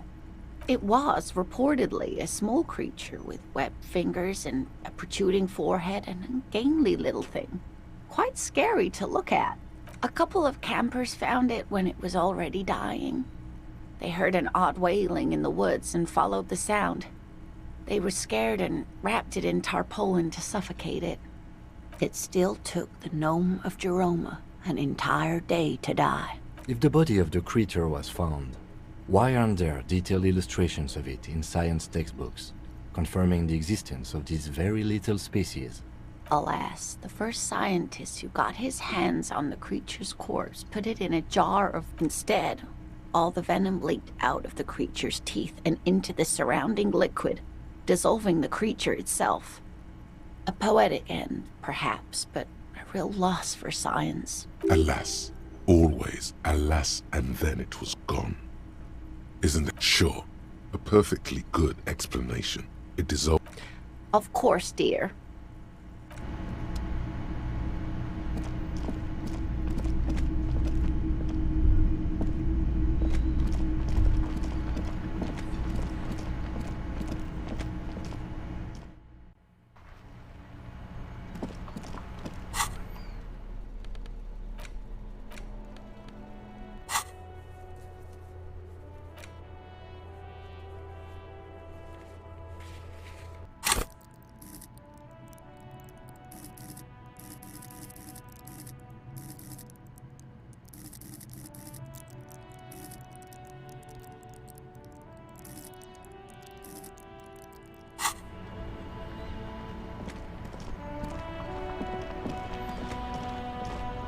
Inside, you see a set of steering levers, a radio microphone. This is Precinct 57. It will take just a moment, officer. Her voices fade out into... Gottlieb, what do you want? He's carelessly chewing on a piece of hard candy. Oh, it's you.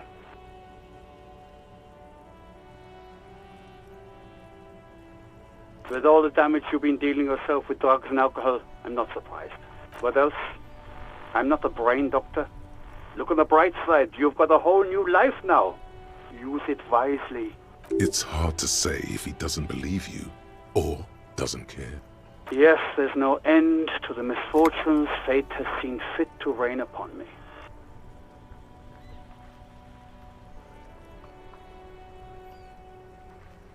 Who? You are? You lost your human visage a while back. Now let's get on with it. I've got more important things to do. What? You want me to do blood work for you again? Tell you just how bad things really are across the board? You want another rundown of everything collapsing inside your body? You want the real, honest-to-God truth? Stop drinking, eat magnesium and vitamin D. Our station is not a retirement home. We don't have the funds to deal with rock stars past their prime. And no, I don't want to hear a political commentary on the topic. In fact, I got work to do. Some idiot has glued his eyelids shut with cyanoacrylate. It looks like Mectosin. It's not fucking cryoacrylate. It's super glue, Doc. Cyanoacrylate is superglue.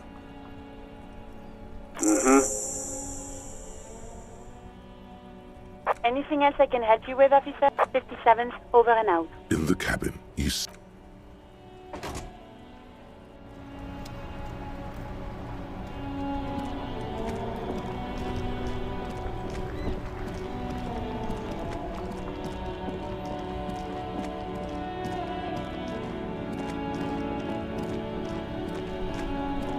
Yes? Yes. I don't know what to say. Perhaps, I'm not really sure about this turn of events. I think the mutton chops might have been a better idea. They sort of seem to cover up some of the... Yeah, damage. He means damage. Either way, good on you. You were saying?